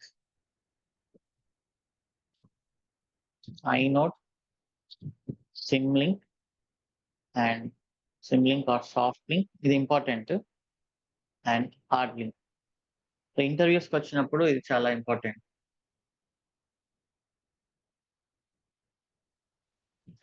what is inode అని అడుగుతుంటారు. సో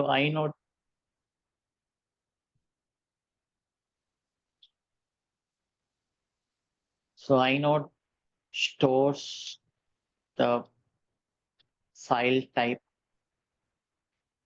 ఆ ఫైల్ కి పర్మిషన్స్ ఏంటి, ఆ ఫైల్ కి ఓనర్షిప్ ఎవరు, ఓకే, ఆ ఫైల్ సైజ్ ఏంటి, ఇదంతా inode అనే దాంట్లో ఉంటుంది అనమాట. ఎప్పుడు క్రియేట్ చేశారు, ఎప్పుడు అప్డేట్ చేశారు, ఇదంతా.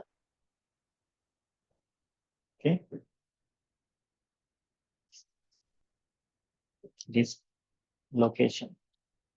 సో మెమరీ అనేది ఏంటి? మనం అల్టిమేట్ గా మనం డేటా అనేది ఏం సేవ్ చేసినా కూడా మన ల్యాప్టాప్ లో అయినా సర్వర్ లో అయినా అది మన హార్డ్ డిస్క్ లో ఎక్కడో దగ్గర స్టోర్ అవుతుంది కదా.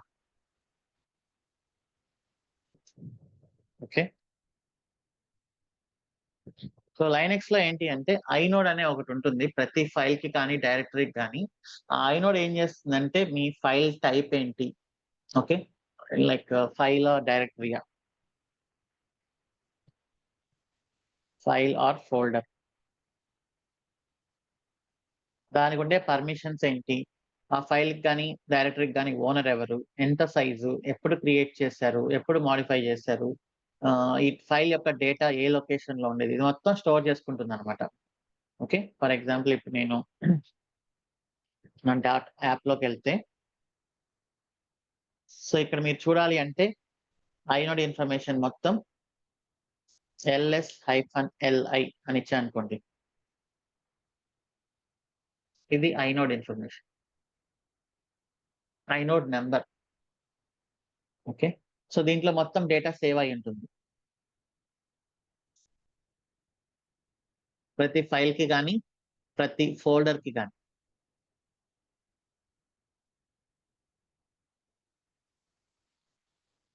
ఓకే.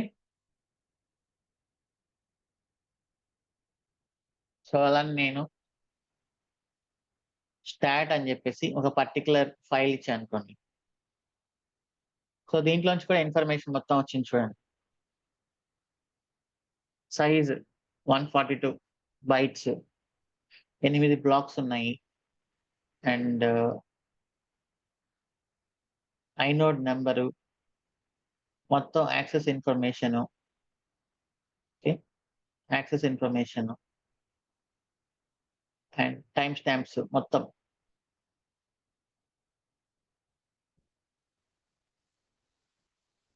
ఎవరు ఓనరు, ఎవరు గ్రూపు, రెగ్యులర్ ఫైల్. సో ఇట్లా మొత్తం ఇన్ఫర్మేషన్ అంతా మనకి ఇక్కడికొస్తుంది.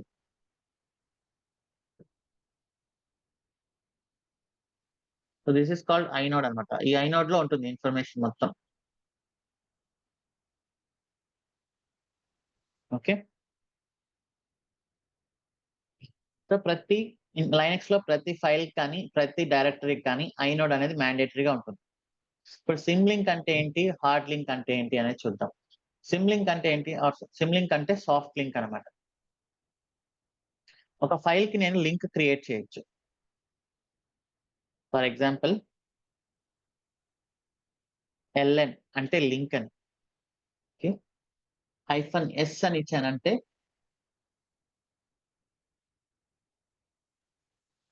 -s అని ఇచ్చేసి సిమ్‌లింక్ db config అని ఇచ్చి db config 1.js అని ఇచ్చాను. ఇప్పుడు చూద్దాం. ls-li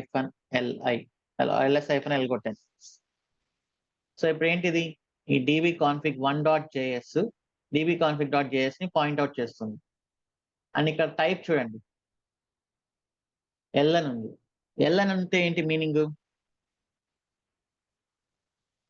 లింక్ ఫైల్ అని. L represents link file.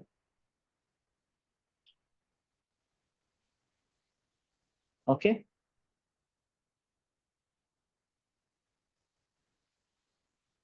So ఇప్పుడు this is like shortcut అన్నమాట. ఇప్పుడు డెస్క్‌టాప్‌లో ఉండేది ఏంటి ఇదంతా? What is this? Shortcut కదా! సో ఈ షార్ట్ కట్ ఏం చేస్తుంది? యాక్చువల్ లొకేషన్‌ని పాయింట్ ఔట్ చేస్తుంది. చూడండి. నేను మొజిల్లా ఫైర్‌ఫాక్స్ పైన పెట్టాను అంటే బ్రౌజరు యాక్చువల్ లొకేషన్‌ని పాయింట్ ఔట్ చేస్తుంది. సో ఈ సిమ్‌లింక్ అనేది కూడా లైక్ షార్ట్ కట్ అన్నమాట. Simulink is like short cut. It points to the original file.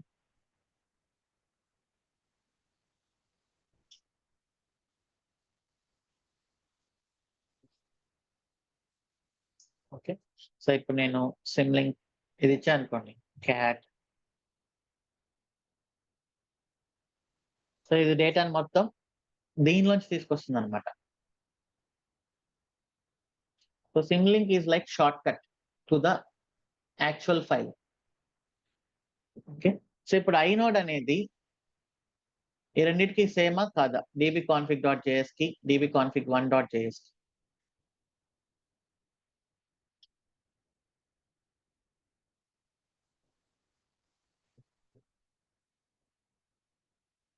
సేమా? So అందరూ అదే చెప్తుంటారు సేమ్ అని ఇంటర్‌వ్యూస్‌లో. ఫర్ ఎగ్జాంపుల్ ఇప్పుడు నేను హలో వరల్డ్ అనే ఒక ఫైల్ ఇస్తున్నా. Hello world hello.txt. ఓకే. దీనికి సిమ్‌లింక్ క్రియేట్ చేయాలి. ln-s hello.txt కి hi.txt అనే ఒక ఫైల్ సిమ్‌లింక్ క్రియేట్ చేస్తుంది. ls-l కొట్టారు అంటే మీకు కనిపిస్తుంది. hi.text కి షార్ట్ కట్ వచ్చేసి hello.text. ఓకే. సో ఇప్పుడు నేను చూద్దాం ls-li. hello.text కి hi.text కి inode అనేది సేమ్ ఉందా లేదా?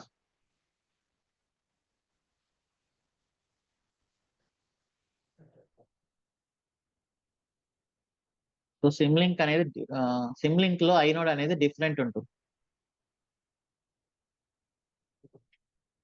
సిమ్లింక్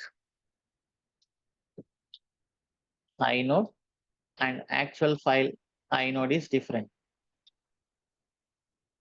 ఎందుకంటే అది జస్ట్ షార్ట్ కట్ కదా. ఆ షార్ట్ కట్ లో డేటా ఏం లేదు. ఆ షార్ట్ కట్ లో కూడా ఏముంటుంది, inode అనేది ఏంటి, ఎప్పుడు క్రియేట్ చేశారు, ఎవరు క్రియేట్ చేశారు అదంతా. నేను సిమ్లింక్ ఎప్పుడు క్రియేట్ చేశాను ఈ ఫైలు, కొంచెం టైం తర్వాత క్రియేట్ చేశాను. ఓకే. సో సిమ్లింక్ యొక్క inode యాక్చువల్ ఫైల్ యొక్క inode అనేది డిఫరెంట్ ఉంటుంది. ఓకే. సో ఇప్పుడు నేను యాక్చువల్ ఫైల్ ని డిలీట్ చేశాను అనుకోండి, సిమ్లింక్ అనేది డిలీట్ అవుతుందా అవ్వదా, ఆర్ బ్రేక్ అవుతుందా అవ్వదా?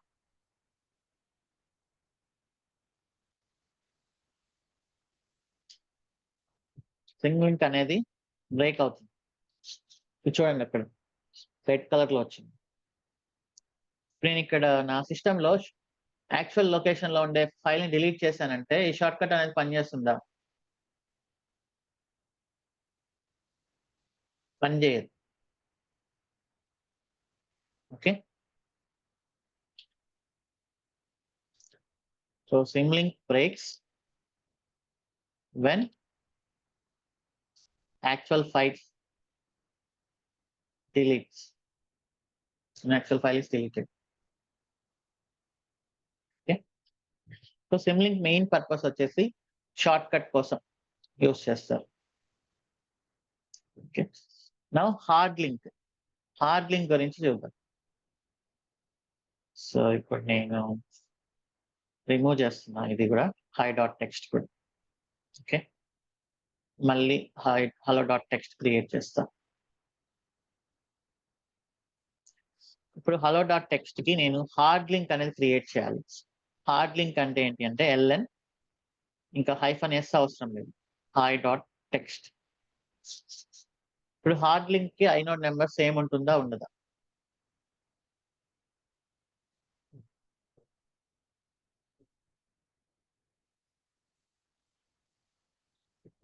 హార్డ్ లింక్ కి inode నెంబర్ సేమ్ ఉంటుంది.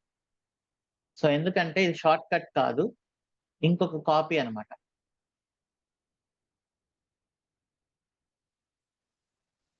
ఓకే. ఇంకా చూడండి ఇది,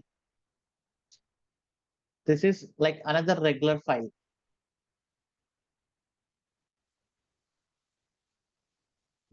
మరి ఎందుకు హార్డ్ లింక్స్ క్రియేట్ చేస్తారు అంటే hard link inode is same as actual file. Okay. So ఎందుకు హార్డ్ లింక్ క్రియేట్ చేస్తారంటే hard link is useful for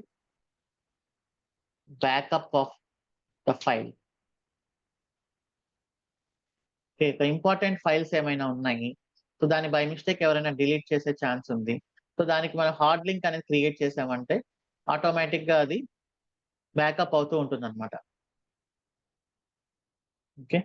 but ఎలా తెలుస్తుంది ఇది దీనికి లింక్ ఫైల్ కాదా అనేది? inode నెంబర్ అనేది సేమ్ ఉంది అనుకోండి, అప్పుడు మనకు అర్థమవుతుంది.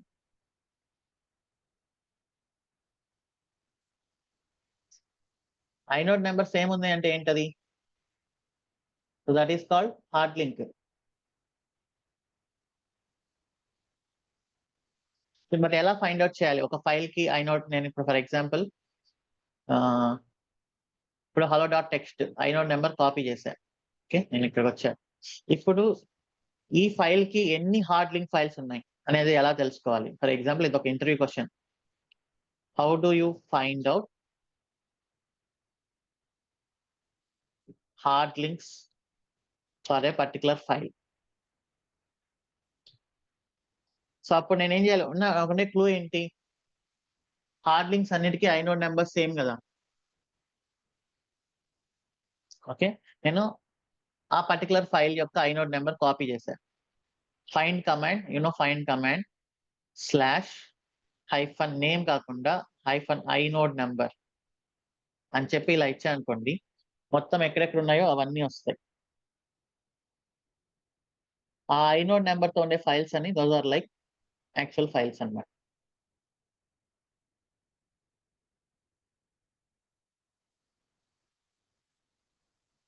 ఓకే.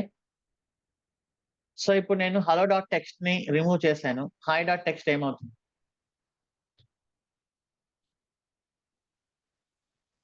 రిమూవ్ అవుతుందా? అవ్వదా?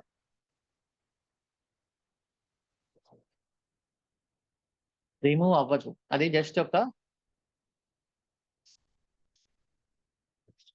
Another file. అది రిమూవ్ అవ్వదన్నమాట. హాయ్ డాట్ టెక్స్ట్ అలానే ఉంటుంది. అందుకే కదా దీన్ని బ్యాకప్‌గా యూజ్ చేస్తున్నాం.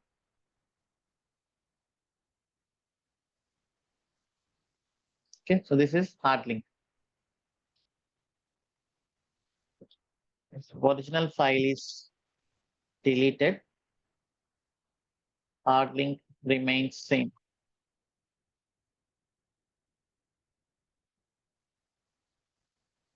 ఓకే. సో, కొన్ని డయాగ్రామ్స్ ఉంటాయి. కొంచెం అర్థమయ్యేలాగా. SIM link versus hard link.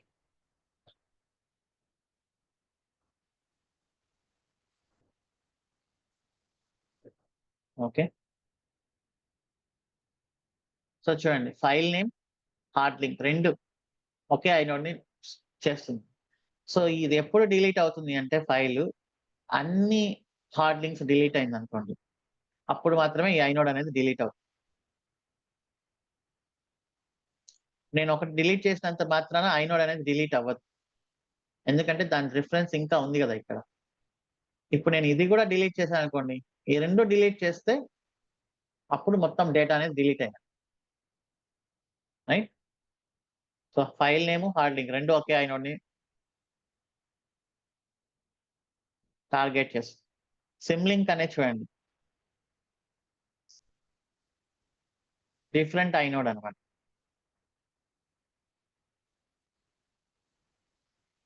Okay. ఇది డేటా హార్డ్ డిస్క్‌లో ఇక్కడుంది. సాఫ్ట్ లింక్ ఒరిజినల్ ఫైల్‌ని పాయింట్ ఔట్ చేస్తుంది. ఒరిజినల్ ఫైల్ దీన్ని పాయింట్ ఔట్ చేస్తుంది. హార్డ్ లింక్, ఒరిజినల్ ఫైల్ 2 ఒకటే ఐనోడ్‌ని పాయింట్ ఔట్ చేస్తుంది ఇక్కడ.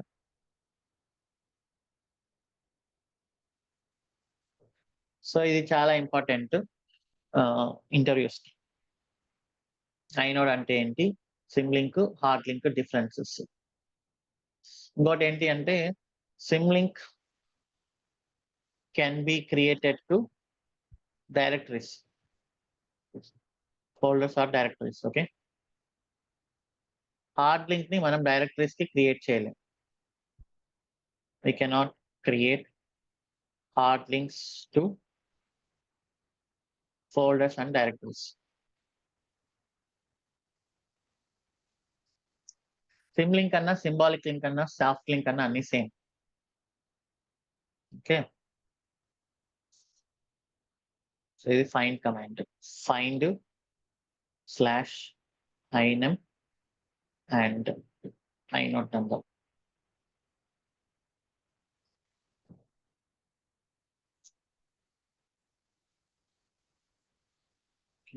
So, you can also create a documentation on this. ఒక చిన్న blog. Inode, symlink, hard link, ఫైనల్‌గా డిఫరెన్సెస్.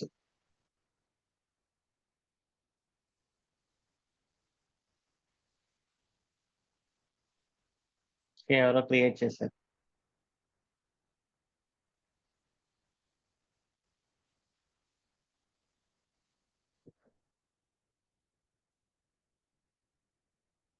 సో, ఇంత హార్డ్‌గా చేసాడు ఇతనెవరో. బట్ మీరు ఇంకొంచెం సింపుల్‌గా చేయండి విత్ డయాగ్రామ్స్.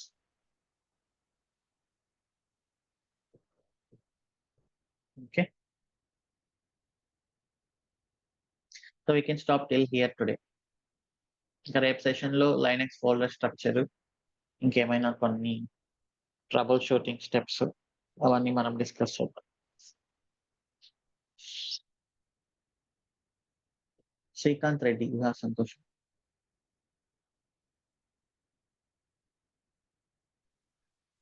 హాయ్ అన్న. హాయ్. ఈరోజు చెప్పిన టాస్క్ లో సో ఇప్పుడు మమ్మల్ని అది బిఎన్ఎస్ పర్చేస్ చేయమంటారా అన్నలు? చేయాలి మ్యాండేటరీ. సో మనం ఎప్పుడైతే ఈ ఐపీ అడ్రస్ తోటి దాన్ని లింక్అప్ చేస్తామో, మనం ఐపీ అడ్రస్ కొలాప్స్ చేస్తే, అంటే సారీ, ఐ మీన్ ఇన్స్టాన్స్ మళ్ళీ క్లోజ్ చేస్తే మళ్ళీ లింక్అప్ చేయాల్సిన అవసరం ఉంటుందా? Or no need to? ఇప్పుడు కొత్త ఇన్స్టెన్స్ క్రియేట్ చేశారనుకోండి, ఇక్కడ వచ్చి అప్డేట్ చేయాలి ఐపీ అడ్రస్. ఓకే అండి. ఓకే. బిఫోర్ దాట్ మీరు ఇవన్నీ రౌటింగ్ లో చేశారు కదన్నా. సో ఒకసారి బిఫోర్ దాట్ రౌట్ 53 చెప్తే కొంచెం ఈజీగా ఉంటుండే కదా. రౌట్ 53 అదే డిఎన్ఎస్ సర్వీస్. ఇప్పుడు నేను ఏదైతే చెప్పానో అదంతా అనమాట. ఇక్కడ మీరు బుక్ చేసుకోవచ్చు కూడా, లైక్ డొమైన్స్ ని బుక్ చేయొచ్చు.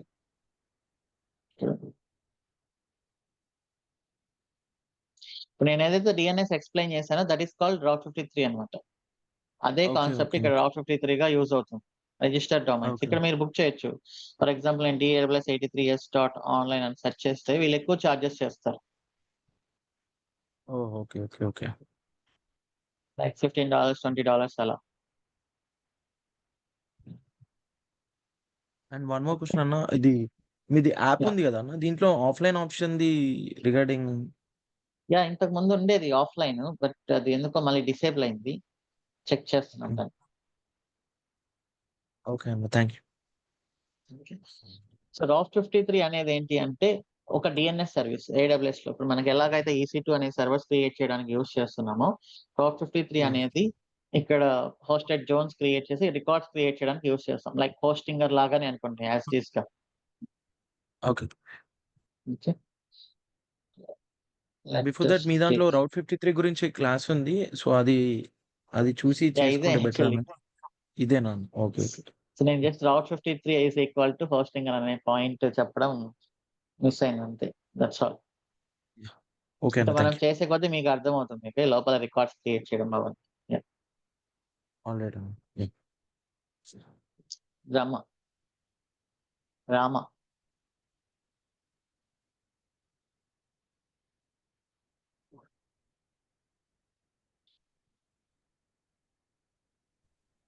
హలో. హాయ్.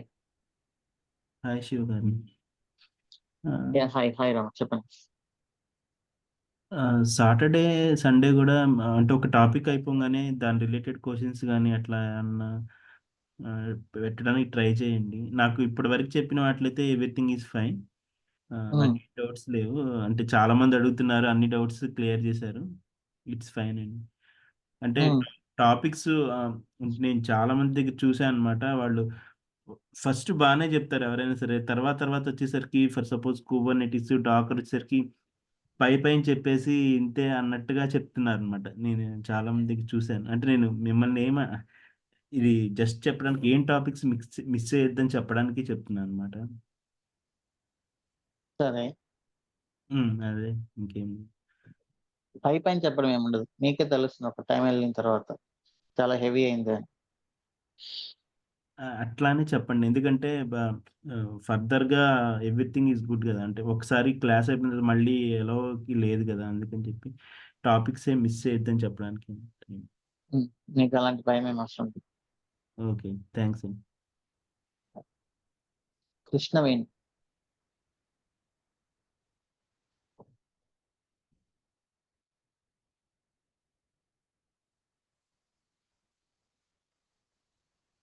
కృష్ణవేణి ఇక్కడ అన్మ్యూట్.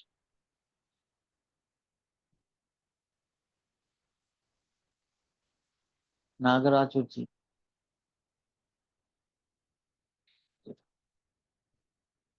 సో ఈ డిఎన్ఎస్ కాన్సెప్ట్ అర్థం చేసుకోవడానికి ట్రై చేయండి. అంటే డిఫరెంట్ పర్స్పెక్టివ్ లో బ్రౌజర్లో ఎంటర్ చేసినప్పుడు ఏం జరుగుతుంది, డొమైన్ బుక్ చేసినప్పుడు ఏం జరుగుతుంది అనేది. ఓకే.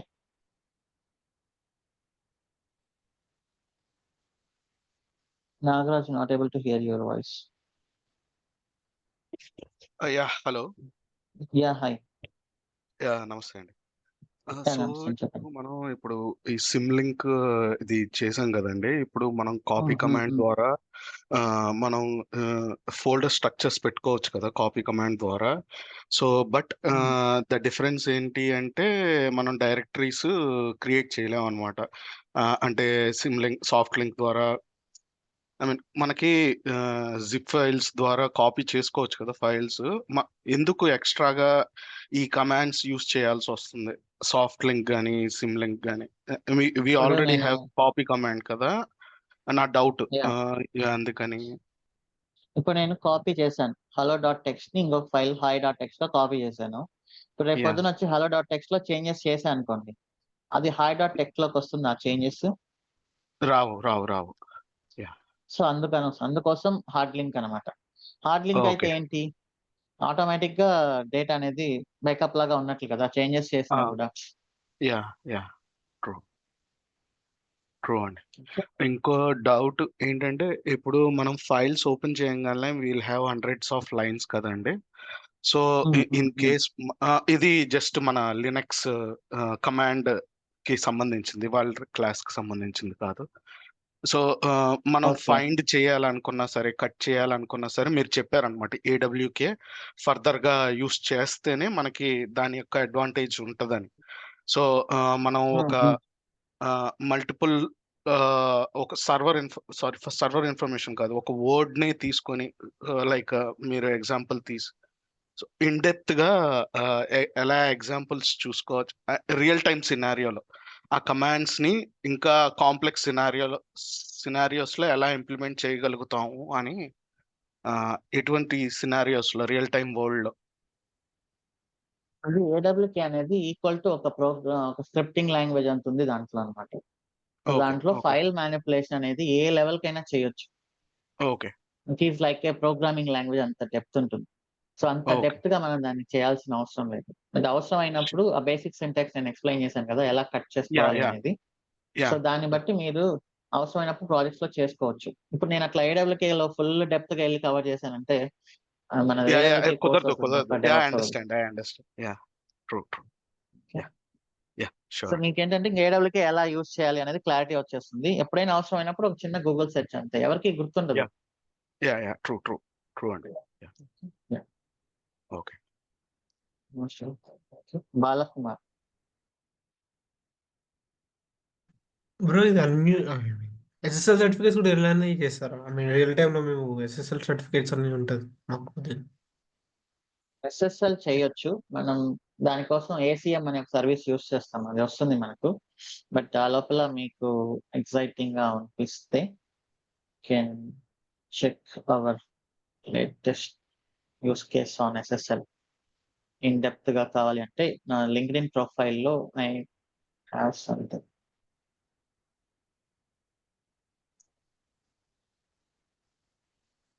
ఎస్ఎస్ఎల్ ఎలా వర్క్ అవుతుంది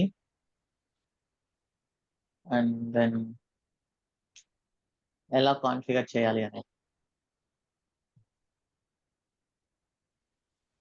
సో దీంట్లో ఉంది పార్ట్ 2లో HTTPS ఎలా వర్క్ అవుతుంది, మనం ఎలా అది తెచ్చుకోవాలనేది. బట్ ఇది out of our syllabus, okay, out of our DevOps syllabus. నేను అందుకే ఆ ఎక్స్ట్రా కాన్సెప్ట్స్ అన్నిటిని బ్లాగ్స్ రూపంలో కవర్ చేస్తుంది. మనకి HTTPS వస్తుంది, but that is part of AWS. మనం ఫైనల్ గా సెక్యూర్ చేద్దాం. ఇప్పుడైతే రాదు, కొంచెం టెరాఫార్మ్ చేస్తున్నప్పుడు వస్తుంది. ఓకే. ఇంకోటి రియల్ టైం ప్రాక్టీస్ చేయాలంటే ఎలా అండి? అంటే మీరు ఇచ్చేవి కాకుండా ఇంకా ఉన్నా?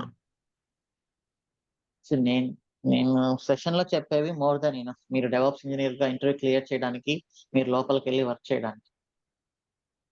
అంటే కోడర్స్ హ్యాకర్థాన్ అలా ఉంటుంది కదా, మనకి ఏదన్నా ఉంటుందా?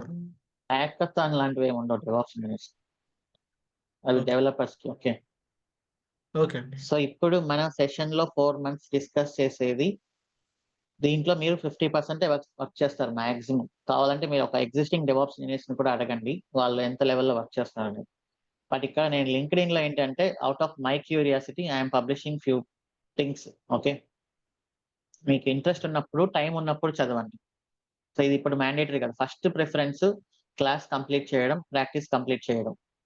Second preference, if you have time you can read our blogs. ఇది చాలా డెప్త్ గా ఉంటుంది. Okay bro. Okay. Yeah. Ashok, yes.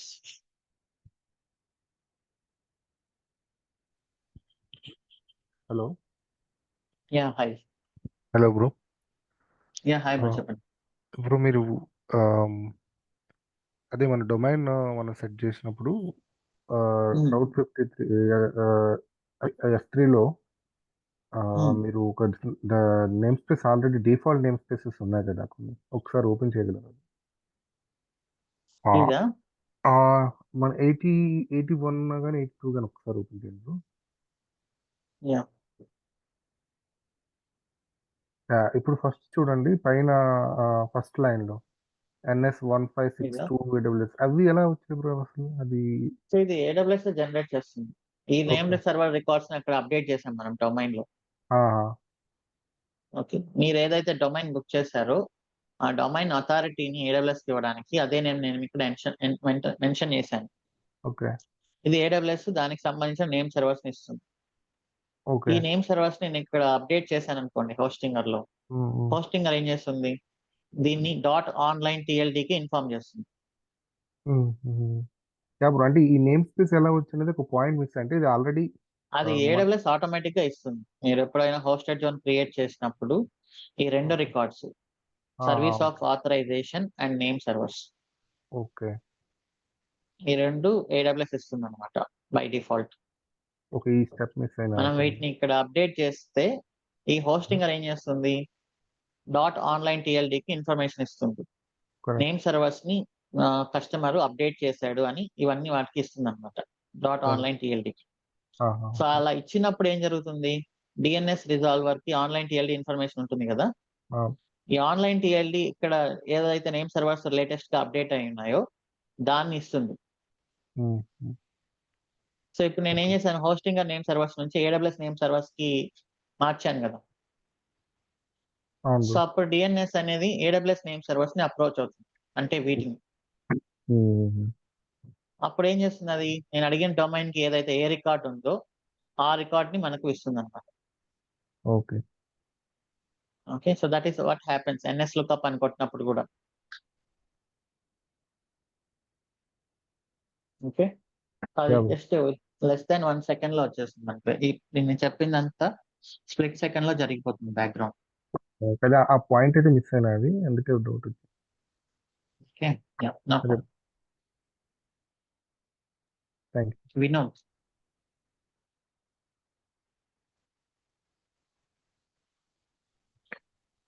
అన్న ఇప్పుడు మనం డొమైన్ హోస్టింగ్ అలా పర్చేస్ చేసి AWS లో హోస్టింగ్ చేసాం కదా. అయితే ఇప్పుడు దీన్ని ఇట్లానే మనం సర్వర్ డిలీట్ చేయకుండా ఉండే బిల్ ఎంత వస్తుంది అన్న? ఇది చాలా తక్కువ వస్తుంది, మేబీ ఫ్రీ టైర్ లో కూడా ఉండొచ్చు, ఉండకపోయి ఉండొచ్చు కూడా, బట్ లెస్ దాన్ $1. అది మంత్లీ అన్న? మంత్లీ ఫ్రీ టైర్ ఏదో ఉంటుంది, బట్ చార్జెస్ గురించి వరీ అవ్వద్దు. నేను ఎక్కువ చార్జెస్ వచ్చినప్పుడు నేనే చెప్తాను దేని సర్వీస్ కి ఎక్కువ చార్జెస్ వస్తాయి. $0.05 అంటే. ఓకే, సో $0.05 అంటే ₹4 పర్ మంత్ ఒక రికార్డ్ కి. ఓకే, ఓకే అన్న, అంతేనా? Negligible charges, no worries. Thank you. Anil Uppari.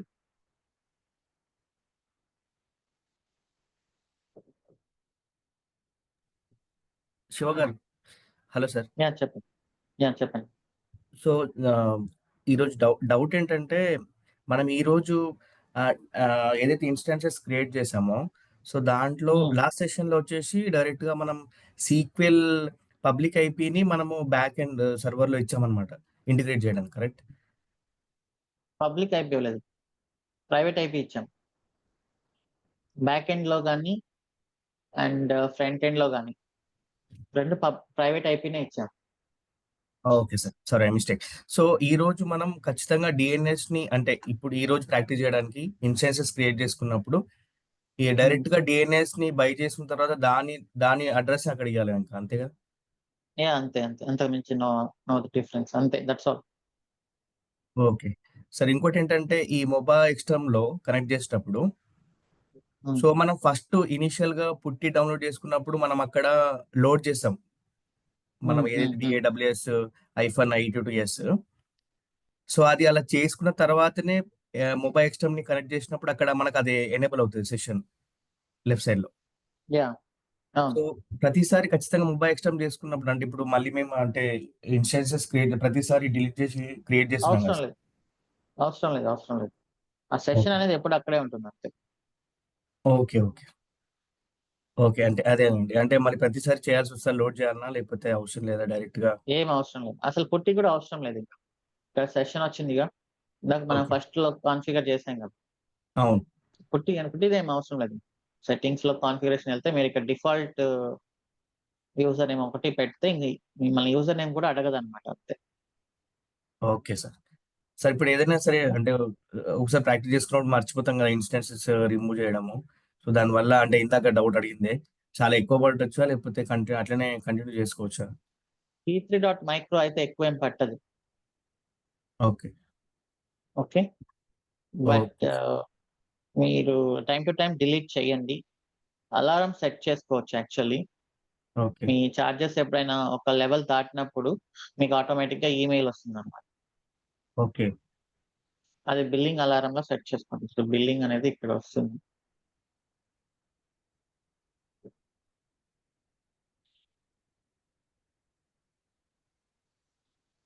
మీకు ఎంత బిల్ పడుతుంది, దేనికి ఎక్కువ బిల్ పడుతుంది అనేది మొత్తం ఇక్కడ క్లియర్ గా ఉంటుంది. ఓకే, ఫర్ ఎగ్జాంపుల్ నవంబర్ లో EC2 కి అండ్ ECR కి అట్లా కొంచెం బిల్ పడింది క్యూబర్నెటిస్ కోసం వాటన్నిటి. అదే బట్ మీకు ఇంత పడదు, నేను వేరేవి చాలా రన్ చేస్తుంటాను కాబట్టి నాకు పడింది. మీకు అదేనండి. ఎప్పుడైనా ఎక్కువ అనిపించినప్పుడు ఒక 1000 2000 అట్లా వచ్చినప్పుడు యూ కెన్ ఆస్క్ రీఫండ్ అదే అండి ఫ్రమ్ AWS. ఓకే, అదే సార్ ప్రాక్టీస్ చేసినప్పుడు ఒక్కోసారి ఏంటంటే మనం మర్చిపోయింది అలానే ఉంచేసి మళ్ళీ తర్వాత లాగిన్ అవుతాం కదా ఎలాగో అని చూసుకుంటాం కదా. సో అలా జరిగిపోతుంది అనమాట. అందుకే ఒకసారి అడుగుదామని. Okay, okay sir. No problem. Thank you. Swami. Hi sir. Hi hi. Sir నా డౌట్ ఏంటంటే day before yesterday doubt actually. So మీరు 3 లైనక్స్ ఇన్స్టాన్సెస్ తీసుకున్నారు. అవి okay, so actually middle back end లో node JS right, node JS Golang right. ఆ Golang నాట్ చేసి ఆ బ్యాక్ ఎండ్ సర్వరు ఇప్పుడు ఫస్ట్ మన ఎంజినిక్స్ నుంచి మీరు అప్డేట్ చేస్తే బ్యాక్ ఎండ్ సర్వర్లో అప్డేట్ అవుతుంది మన డేటాబేస్ లో రైట్. కరెక్ట్. సో ఇక్కడ middle server that back end server what is the use of that sir? అదే రిసీవ్ చేసుకునేది రిక్వెస్ట్ డేటాబేస్ లో. సో మనం డైరెక్ట్ ఎంజినిక్స్ డేటాబేస్ తో కనెక్ట్ చేయలేమా? లేదు, చేయలేం. సో ఖచ్చితంగా ప్రోగ్రామింగ్ లాంగ్వేజ్ కావాలి. డేటాబేసెస్ ని కనెక్ట్ అయ్యే programming languages back end programming languages. వాటిని ఎంజినిక్స్ లో మనం ఇన్స్టాల్ చేయలేం. ఎంజినిక్స్ అనేది వెబ్ సర్వర్. వెబ్ సర్వర్ అంటే వెబ్ టెక్నాలజీస్ మనం చెప్పాం కదా, HTML, CSS, JavaScript. These are all called front end technologies. ఈ ఫ్రంట్ ఎండ్ టెక్నాలజీస్ ని మనం ఎంజినిక్స్ లో హోస్ట్ చేయొచ్చు. బ్యాక్ ఎండ్ టెక్నాలజీస్ ని మనం ఎంజినిక్స్ లో హోస్ట్ చేయలేం. సో మరి back end back end technology అంటే అది ఒక అప్లికేషన్, అది ఒక డిప్లాయ్మెంట్ ఉండాలా సార్ బ్యాక్ ఎండ్ సర్వర్ లో? యా సపరేట్ గా ఉండాలి. ఎస్, సో మనం అది చేయలేదు సార్ ఆ అప్లికేషన్ ఏంటిది? చేసాం కదా, note JS application is back end. Direct application మీరు డౌన్లోడ్ చేస్తున్నారు కదా యూఆర్ఎల్ ఇచ్చి, మీన్స్ అది మనం డెవలప్ చేయం కదా, మనం చేయాల్సిన అవసరం లేదు కదా. డెవలపర్స్ డెవలప్ చేసి ఆ లొకేషన్ లో పెట్టారు, మనం డౌన్లోడ్ చేస్తాం. సో నేనేమంటున్నా అంటే మీరు డౌన్లోడ్ చేస్తున్నారు డైరెక్ట్లీ. ఒక సర్వర్ ఉంటది, దాంట్లో డిప్లాయ్మెంట్స్ ఇవన్నీ కాన్సెప్ట్స్ ఉంటాయి కదా. అవన్నీ ఇప్పుడు కాదు, వస్తాయి ఇంకా. ఓకే, లేటర్ వస్తాయంటారా? అంతే కదా, ఇప్పుడు నేను డెవలప్స్ అంటే ఫస్ట్ రోజు నుంచి అన్ని స్టార్ట్ చేసేయాలని కదా. సో దానికి టైం ఉంది, అప్పుడు మీకే అర్థమవుతుంది. Okay okay sir. Ajay Reddy.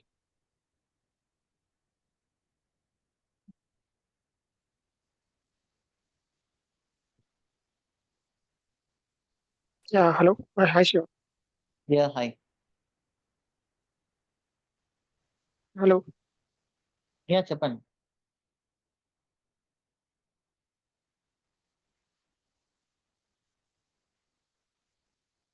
Sivaprasad అదే రెడ్డి మీ వాయిస్ రావట్లేదు. వినిపిస్తుందా శివప్రసాద్ సార్? రెడ్డి. యా చెప్పండి. శివప్రసాద్ రెడ్డి చెప్పండి. హాయ్ శివ గారు, నాకు డౌట్ ఉంది. Yeah hi. యాక్చువల్గా నేను ఆల్రెడీ లోనే వర్క్ చేస్తున్నాను. సో ఇప్పుడు మీరు ఆల్రెడీ క్రియేట్ చేశారు కదా 82.online.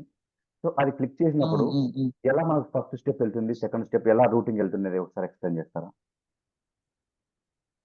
అదే కదా ఈ కాన్సెప్ట్ మొత్తం ఎక్స్ప్లెయిన్ చేసింది ఇప్పటి వరకు. నెక్స్ట్ స్టెప్ అది రూట్ 53కి వెళ్తుంది కదా. రూట్ 53 నుంచి నెక్స్ట్ డిఎన్ సర్వీస్. రూట్ 53 అనేది రూట్ 53 అనేది అసలు మర్చిపోండి మీరు. It is again A DNS service అంతే. ఇంపార్టెంట్ వచ్చేసి నేమ్ సర్వర్స్. అది రూట్ 53లోకి వెళ్తుందా, హోస్టింగర్కి వెళ్తుందా, గోడాడీకి వెళ్తుందా అనేది మనకు అనవసరం. ఓకే. ఐపీ అడ్రస్ అనేది వచ్చిందా లేదా, ఎక్కడికి వెళ్తున్నదని ఇక్కడ తెలుస్తుంది. ఈ రూట్ సర్వర్స్ టిఎల్డి ఇన్ఫర్మేషన్ ఇస్తుంది కదా, అది దానికి తెలుస్తుంది. మీరు ఎక్కడైనా ఉంచండి. నేను ఐపీ అడ్రస్ ఎక్కడైనా పెట్టచ్చు. రికార్డ్ ఇక్కడ కూడా క్రియేట్ చేయొచ్చు. ఇందాక మీకు చూపించాను కదా ఫస్ట్ లో. బట్ ఇక్కడ ఏంటి అంటే మాన్యువల్ గా చేయాల్సి వస్తుంది ముందు. ఇక్కడ ఏంటంటే నేను టెరాఫామ్ యూస్ చేసి ఈ రికార్డ్స్ ని క్రియేట్ చేసేస్తా ఆటోమేటిక్ గా. ఇక్కడ అప్డేట్ జరిగినా కూడా మనం ఏం మాన్యువల్ గా వచ్చి ఇక్కడ చేంజెస్ చేయం. టెరాఫామ్ యూస్ చేసి ఆటోమేటిక్ గా క్రియేట్ చేస్తాను ఏడబ్ల్యూఎస్ లో. బట్ టెరాఫామ్ యూస్ చేసి నేను హోస్టింగర్ లో క్రియేట్ చేయలేను. So that is why we're moving it. Okay okay okay thanks Shiva garu. అలాగే ఇంకో క్వశ్చన్ ఉంది. మనం ఇప్పుడు ఐపీ అడ్రస్ మాన్యువల్గా అప్డేట్ చేసాం కదా హోస్టింగర్లో, కానీ కంపెనీస్లో ఎవ్రీ టైం మనం మాన్యువల్గా అప్డేట్ చేయలేం కదా. సపోజ్ నాకు ఒక యూఆర్ఎల్ ఉంది, ఆ యూఆర్ఎల్ క్లిక్ చేస్తానే అది నాకు ఓపెన్ అవ్వాలి. అది నేను ఫ్రీక్వెంట్గా ఈఎంఎస్ EC2 ఇన్స్టెన్స్ కూడా రొటేట్ చేస్తూ ఉంటాను, అప్పుడు ఐపీ అడ్రస్ మారుతూ ఉంటాయి. ఆ సిచ్యువేషన్లో ఎలా ఉంటుంది? అప్పుడు అక్కడ లోడ్ బ్యాలెన్సర్స్ ఇస్తాం మనం, ఐపీ అడ్రస్ కాదు. ఆ లెవెల్కి వచ్చినప్పుడు మీకు అర్థం అవుతుంది. కొంచెం వెయిట్ చేయండి, అది ముందు ఉంటుంది. లోడ్ బ్యాలెన్సర్ యూఆర్ఎల్ ఇస్తాం మనం, EC2 ఐపీ అడ్రస్ కాదు. Okay thank you. Okay so first request నేను చెప్పాను కదా, ఎక్కడికి వెళ్తుంది? లోడ్ బ్యాలెన్సర్కి వెళ్తుంది. అవునా? ఓకే, ఈ లోడ్ బ్యాలెన్సర్ ని మనం కాన్ఫిగర్ చేసినప్పుడు మనం డిఎన్ఎస్ కి లోడ్ బ్యాలెన్సర్ యూఆర్ఎల్ ఇచ్చినప్పుడు అది చూసుకుంటుంది బ్యాక్గ్రౌండ్ లో. ఓకేనా? ఓకే, ఏ ఇన్స్టెన్స్ అది రొటేట్ అయినా కూడా ఆటోమేటిక్గా ఆ ఇన్స్టెన్స్కి వెళ్ళి ఇది యూఆర్ఎల్ ద్వారా రూటింగ్ చేస్తుంది. Yeah correct. ఈ లోడ్ బ్యాలెన్సర్ దగ్గర ఆటోమేటిక్ గా ఐపీ అడ్రస్ అప్డేట్ అవుతుంటాయి, అది మీకు తెలుస్తుంది. కొంచెం టైం ఉంటుంది, కొంచెం టైం పడుతుంది. టెరాఫామ్ వచ్చినప్పుడు అర్థమవుతుంది. శివ గారు ఇంకో డౌట్ శివ గారు, ఇక్కడ మనం 3-tier ఆర్కిటెక్చర్ చేసేప్పుడు డీబీ ఇన్స్టెన్స్ క్రియేట్ చేసాం. నార్మల్గా మనం కంపెనీస్లో ఆర్డిఎస్ ఇన్స్టెన్స్ క్రియేట్ చేస్తాం కదా, అలా చేయకుండా మనం ఇలా చేయడం వల్ల ఏదైనా డిఫరెన్స్ ఉందా? అది చేద్దాం నిదానంగా చేద్దాం. ఆర్డిఎస్ అనేది ఫస్ట్ డేటాబేస్ గురించి అర్థం చేసుకుని తర్వాత ఆర్డిఎస్ చేద్దాం. Okay sir. Thank you. పట్టూరి Srinivas, RDS వస్తుంది నాలెడ్జ్.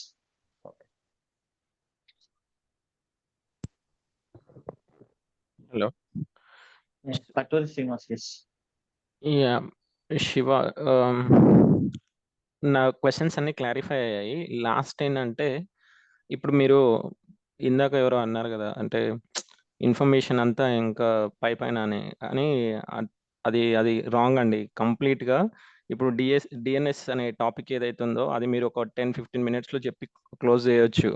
దాని తర్వాత మీరు స్క్రాచ్ చేసుకోండి ఇన్ఫర్మేషన్ అని చెప్పొచ్చు. బట్ మీరు ఇంత డీప్కి వెళ్ళి అంత కంప్లీట్ ఇన్ఫర్మేషన్ ఇస్తున్నారు. We're glad for that. Okay, that is one thing. Another thing ఏంటి అంటే, ఇప్పుడు I'm into many of the DevOps interviews. అక్కడ ఏంటి అంటే, ఇప్పుడు మీరు చెప్పినట్టు, ఇప్పుడు మీరు స్టార్టింగ్ నుంచి అంటే ఇప్పుడు 10 క్లాసెస్ నుంచి చెప్పిన ఇన్ఫర్మేషన్ ఏదైతే ఉందో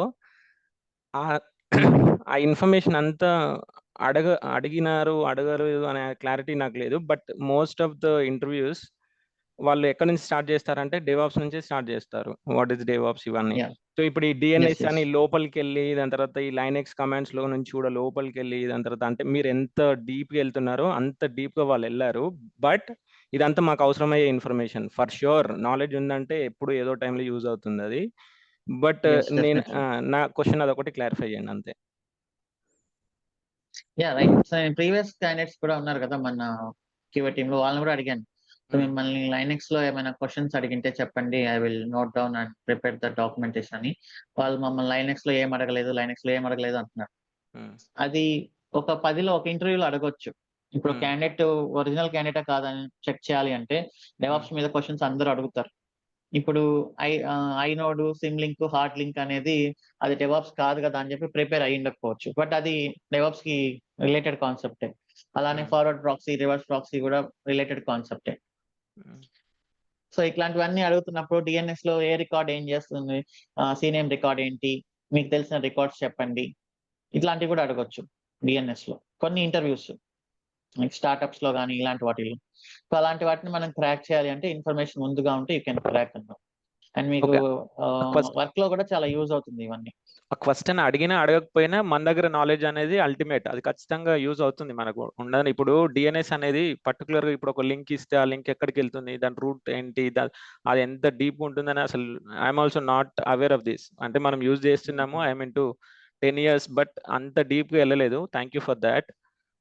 ఇంకోటి ఏంటి అంటే ఇందాక ఒకరు క్వశ్చన్స్ అడిగినప్పుడు ఏం చెప్పారు అంటే ఇప్పుడు సాటర్డే సండే ఉంటుంది కదా, అందులో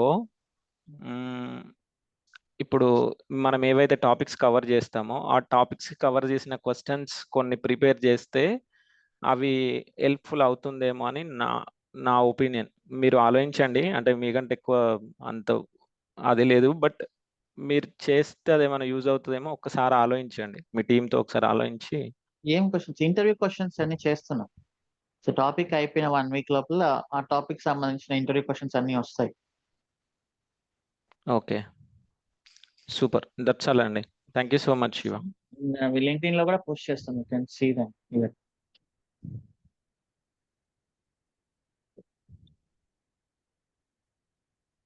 లింక్డ్ఇన్ లో కూడా పోస్ట్ చేస్తాం, జాయిన్ డెవాప్స్ లింక్డ్ఇన్ అకౌంట్ లో.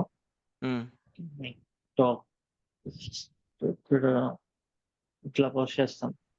అంటే ఈ ఆన్సర్ ఎలా ఉంటుందంటే ఇప్పుడు మనం ఎలా అయితే డిస్కస్ చేసాం చాలా జనరల్ గా ఉంటుంది ఆన్సర్ అనేది. Okay, so you can see all the questions there. Amazing, thank you so much ma'am. Most welcome. Arun Kumar.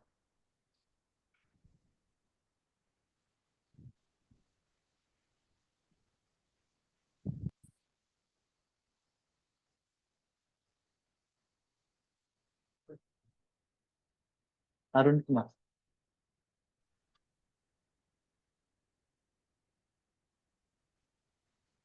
Hello Sivan bro. Hi bro, అదే అన్మ్యూట్ చేసి ఛాన్స్ అయిపోయి ఇది నా దానికి అయినా ఉన్నాయి పిలవకున్నారని నేనే అన్మ్యూట్ చేసుకున్నా. హలో. చెప్పండి. బ్రో, ఇప్పుడు మామూలుగా ఇది మనం front end, back end and database connect చేస్తున్నాం కదా. ఒకవేళ అంటే ఇంటర్వ్యూ క్వశ్చన్ లో అడిగితే మనం ఎట్లా చెప్పాలి దాని ఎక్స్ప్లెనేషన్? అంటే ఇది మామూలుగా సింపుల్ గా చెప్తే సరిపోతా, సినారియో బేస్ మొత్తం కంప్లీట్ గా చెప్పాలా వంటివి? ఫ్రంట్ ఎండ్, బ్యాక్ ఎండ్ వాటి మీద క్వశ్చన్ ఏమి అడగరు జనరల్ గా. అంటే అడగరు కదా, మీరు అన్నారు ఒకవేళ తెలుసుకోవాలనుకుంటే బాగా చెప్తారండి. ఒకవేళ అడిగినప్పుడు అంటే ఇంకా అది మీ ప్రాక్టీస్ లోంచి రావాలి. So we have front, so అదంతా వస్తుంది. మన ఫ్రంట్ ఎండ్ లో స్టాటిక్ HTML ఉంది, back end Node.js applications use చేస్తున్నాము, డేటాబేస్ MySQL ఉంది, ఇలా చెప్తారు మీరు. కనెక్షన్ అంటే ఓన్లీ త్రూ ఇది డొమైన్ నేమా లేకుంటే ఐపీ అడ్రస్ తో కనెక్ట్ అవుతాం కదా? ఆబ్వియస్లీ డొమైన్ నేమే. ఇది ఇప్పటికే అయిపోలేదు 3 tier. ఇప్పుడు మనం జస్ట్ స్టార్ట్ చేసాం అంతే, మాన్యువల్ గా అప్లై చేయడం. సో దీనికి మొత్తం ఈ అప్లికేషన్ పైనే మనం ఎవ్రీథింగ్ చేస్తాం. అప్పుడు మీకు క్లారిటీ అనేది పెరుగుతూ వస్తుంది. సో ఇప్పుడే మీరు ఇంటర్వ్యూ క్వశ్చన్స్ గురించి అన్ని ఆలోచించొద్దు. జాయిన్ అయిన కోర్సు నేను చెప్తున్నా వినండి. సో ఇంటర్వ్యూ కోసం కాదు ఇక్కడ కోర్స్ జాయిన్ అయ్యి, ఇంటర్వ్యూ క్వశ్చన్స్ కోసం కాదు. సో ఫస్ట్ మనకి నాలెడ్జ్, మనం వర్క్ చేయగలం అనే క్యాపబిలిటీ, దానికి మీరు డెవాప్స్ ఇంజనీర్ గా వర్క్ చేసేటప్పుడు ఇంటర్వ్యూ గురించి ఆలోచించరు, ప్రాజెక్ట్ కంప్లీట్ చేయడం గురించి మాత్రమే ఆలోచిస్తారు. సో ఇక్కడ కూడా మనం ప్రాజెక్ట్ ని కంప్లీట్ గా కాన్ఫిగర్ చేయాలి. మనకి ఇచ్చిన టాస్క్ ఏంటి, ఒక 4 months లో ఒక ప్రాజెక్ట్ ని from the scratch DevOps and cloud use చేసి ఆటోమేట్ చేయాలి. ఇది మనకి ఇచ్చిన టాస్క్ జాయిన్ డెవాప్స్ అనే కంపెనీలో. మీరు ఇంటర్వ్యూ క్వశ్చన్స్ గురించి, రెజ్యూమ్ గురించి ఇట్లా అంతా ఆలోచించొద్దు. ఓకే. సో, ఆ టైం వచ్చినప్పుడు నేను ఆటోమేటిక్‌గా చెప్తాను. నేను చెప్పాను కదా! టాపిక్ వైస్ ఇంటర్వ్యూ క్వశ్చన్స్ అనేది పోస్ట్ చేస్తూ ఉంటానని. సో, అవి మీరు యాహ్! పెట్టుకోండి. Okay sir. ఫైనల్‌గా ఇంటర్వ్యూ గురించి ఆలోచిద్దాం. Yeah! Okay. Okay. Yeah! Okay. నేను ఈరోజు ఈవినింగ్ ఒక క్యూఏ సెషన్ తీసుకుంటాను. మీకేమైనా ఎర్రర్స్ వస్తే స్క్రీన్ షేర్ చేసొచ్చు. వీక్లీ ఒక క్యూఏ సెషన్ నేను ఈవినింగ్ టైమ్స్‌లో తీసుకుంటాను. And as usual daily 6 hours మళ్ళీ 10:00 స్టార్ట్ అవుతుంది. జరుగుతున్నాయి కదా! డైలీ మీకు ఎర్రర్స్ వచ్చినా, ప్రాబ్లమ్స్ వచ్చినా our team is ready to clarify. Okay. స్లాక్‌లో కూడా యాక్టివ్‌గానే ఉండండి అందరూ. I think Slack is already active. So, చాలా మంది స్లాక్ యూజ్ చేస్తున్నారు కూడా.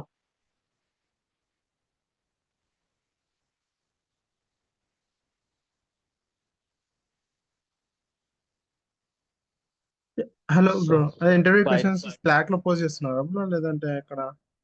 లేదు, స్లాక్ చెక్ లేదు. నేను డాక్యుమెంట్ రూపంలో చేసి అందరికీ ఇస్తాను ఫోల్డర్ లాగా.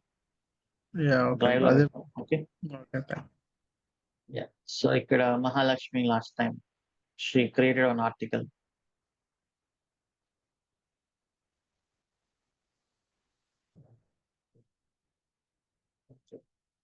సో, ఇలా మీరు కూడా చేయండి. ఆర్టికల్స్ చదవండి. అండ్ దెన్ మీరు కూడా ఆర్టికల్స్ రాయండి. మీకు బాగా యూజ్ అవుతుంది.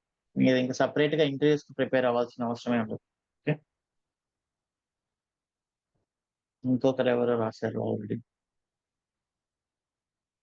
ప్రాక్సీ గురించి Obulesh.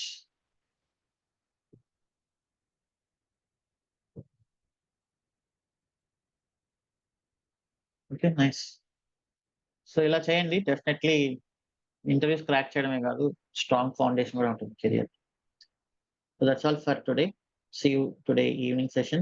Bye bye. Have a nice day.